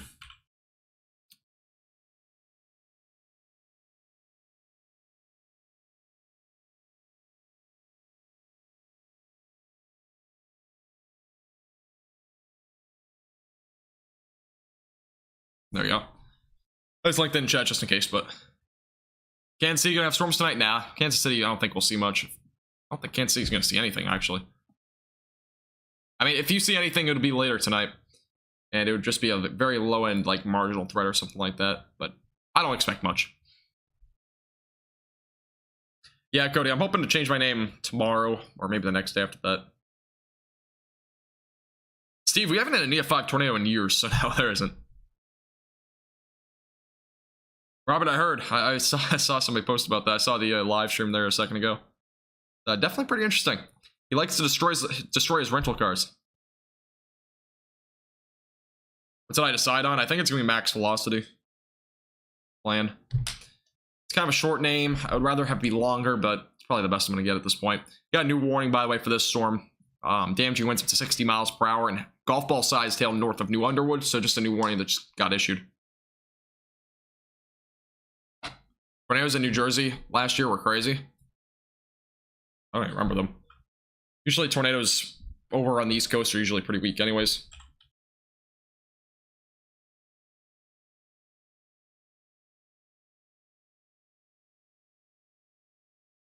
Yeah, you're correct. The last tornado was that was an EF5 was 2013. We haven't seen one in a long time. So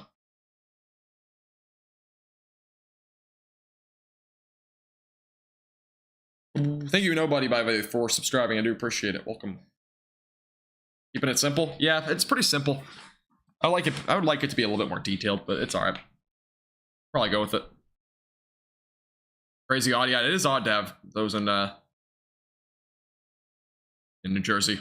What about Rhode Island weather? I think if anything, you're just going to see maybe an isolated storm later tonight, but I wouldn't expect it to be severe in Rhode Island. The windshield's toast. Hey, he's lucky it's a rental car and he probably has insurance on it. $10 upcharge for insurance is worth it. Welcome back, Moxie.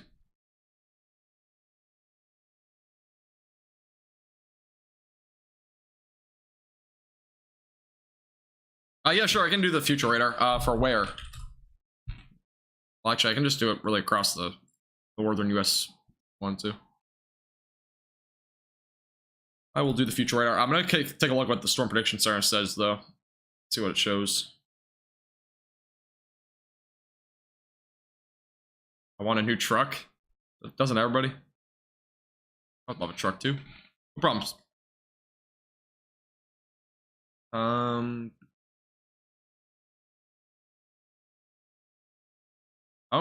wouldn't be surprised I can't. All right, let me look at the... See what the Storm Prediction Center has for update, if there is any. None yet. The updates for today from the Storm Prediction Center have been super delayed. They've been delayed by like an hour. So it might be a while until we actually get an update, but I'll at least go into late 15 and see if there's any update. After that, I'll probably get off if there's nothing. All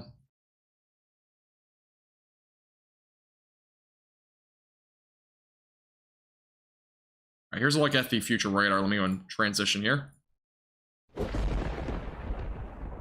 So look at it. It's up here on the screen. And that's a look at it. So here's a look at the future radar tonight. The time is in Z time. This is basically 1 a.m. Central time, by the way. This is 2 a.m. Eventually storms in eastern portions of South Dakota by about 2 to 3 in the morning. Eventually by 4 to 5. The area of storms will start to develop out in Iowa by tomorrow morning, probably around 9, 10 o'clock. And eventually it moves into the Midwest. Let's look at the Midwest around that same time. So you can see going to tomorrow. Eventually, those storms are over into Wisconsin. Eventually, damaging winds and maybe even a possible tornado or two will be existent from Wisconsin all the way down into Ohio. And again, here's a look at the severe weather potential for tomorrow. This is the outlook for day 2. So as of right now, we have a slight risk of severe weather. This might get upgraded to a enhanced risk at some point, but slight risk of severe weather does extend all the way across from basically Milwaukee all the way down to Pittsburgh and to possibly even as far east as Washington, D.C. So that's the severe weather threat for tomorrow. Again, I would expect main threat being damaging winds and maybe a few tornadoes, and that also includes the northern plains, so the northern portions of the United States also under that slight risk of severe weather there in North Dakota, and as well as far northwestern South Dakota. So that's my expectation for tomorrow. Again, a few tornadoes possible, as well as that potential for maybe some large hail as well. 1 a.m. tornado confirmed. It's going to be a low risk overall. I don't really expect much in terms of tornado threat past western South Dakota. Oh yeah, stream is lagging a bunch when I zoomed out. Let me just zoom back in. Turn that off, and let's zoom back into the storm.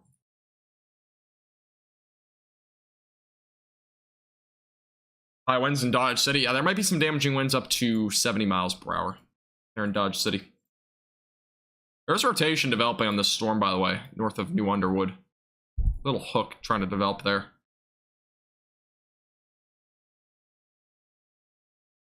As of right now, I'm not seeing anything that's tight. Little hook there. No problem, Antonio. No problem, Baldy. Appreciate you tuning in. Let's see if they have any new update yet. I don't think they're gonna have an update for a while, but they've been super delayed on outlooks tonight for some reason.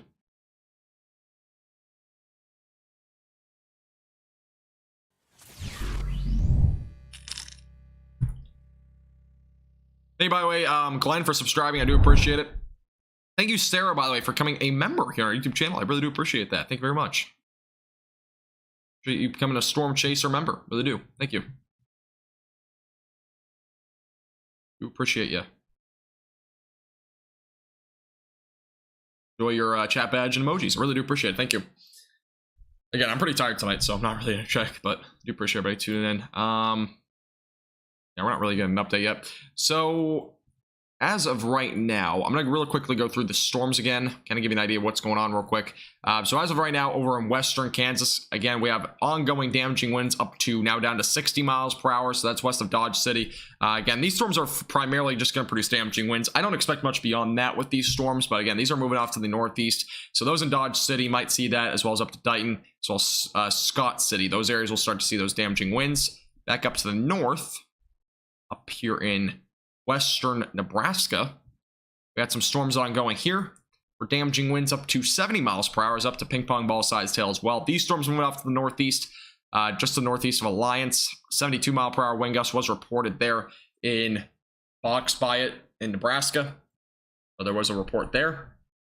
And again, we got some pretty severe storms ongoing, obviously, across South Dakota. Many of these are in very rural areas, so not seeing a whole lot there. I'm going to wait a couple more radar updates to see if we got anything on this storm, though, because it does have a bit of a hook here, but rotation has been very minimal. Let's see what happens.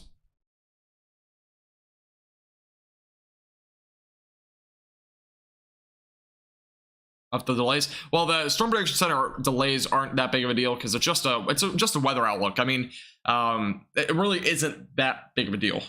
Tornado warnings, severe thunderstorm warnings, that sort of thing is a much larger deal. A Storm Prediction Center outlook just gives you an idea of when or where to expect severe weather. Warnings are much more important, though, overall.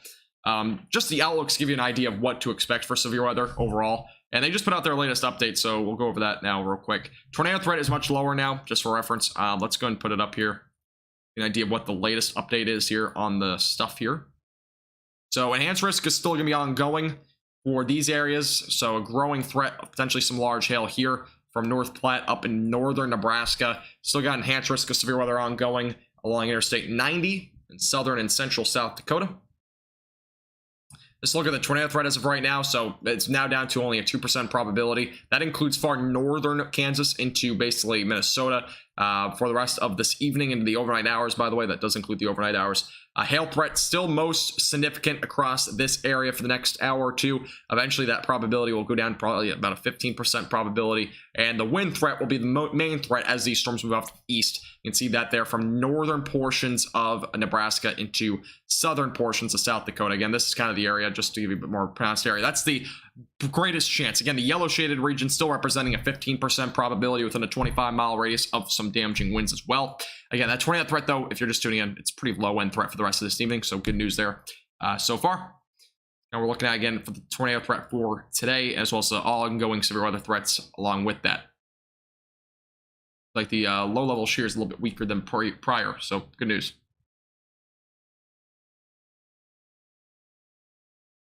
I knew of... I do not, US. I do not. Thank you, Max, by the way, for subscribing. I do appreciate it. Welcome. How many drinks are you having tonight at Virginia? I know Virginia's still here. Might have left a while ago.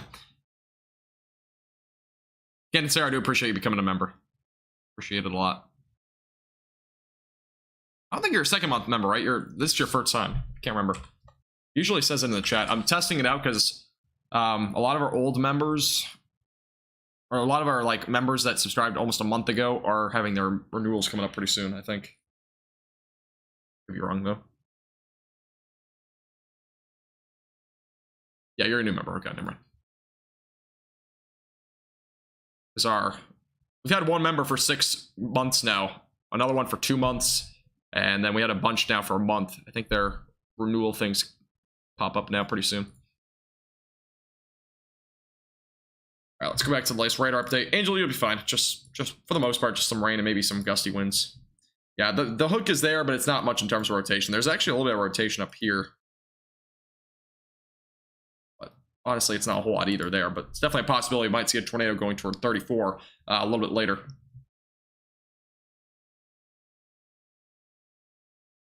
Been in recovery mode for a few years. Congratulations. They don't drink. Gotcha. Good thing you don't drink. I don't drink either. I'm not even old enough to do it. But I guess that's good. Good to hear.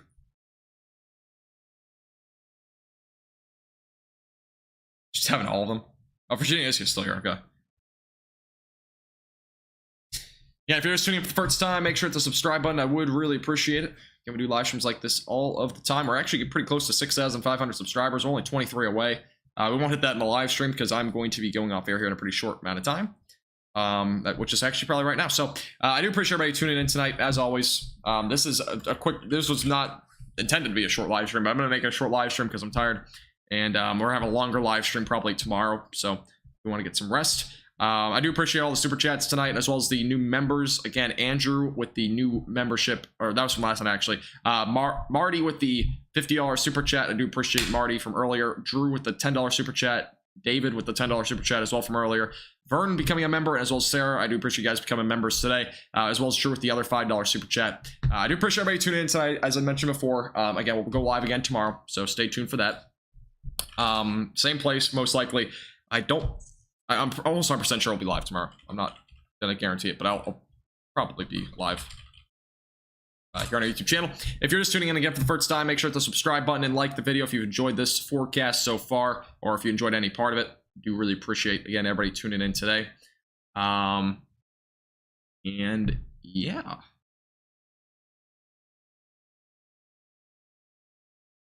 That will be it for this live stream. Appreciate everybody tuning in. As I mentioned before, we'll be probably live again tomorrow. And have a great night, everybody. We'll see you again soon. Have a great night.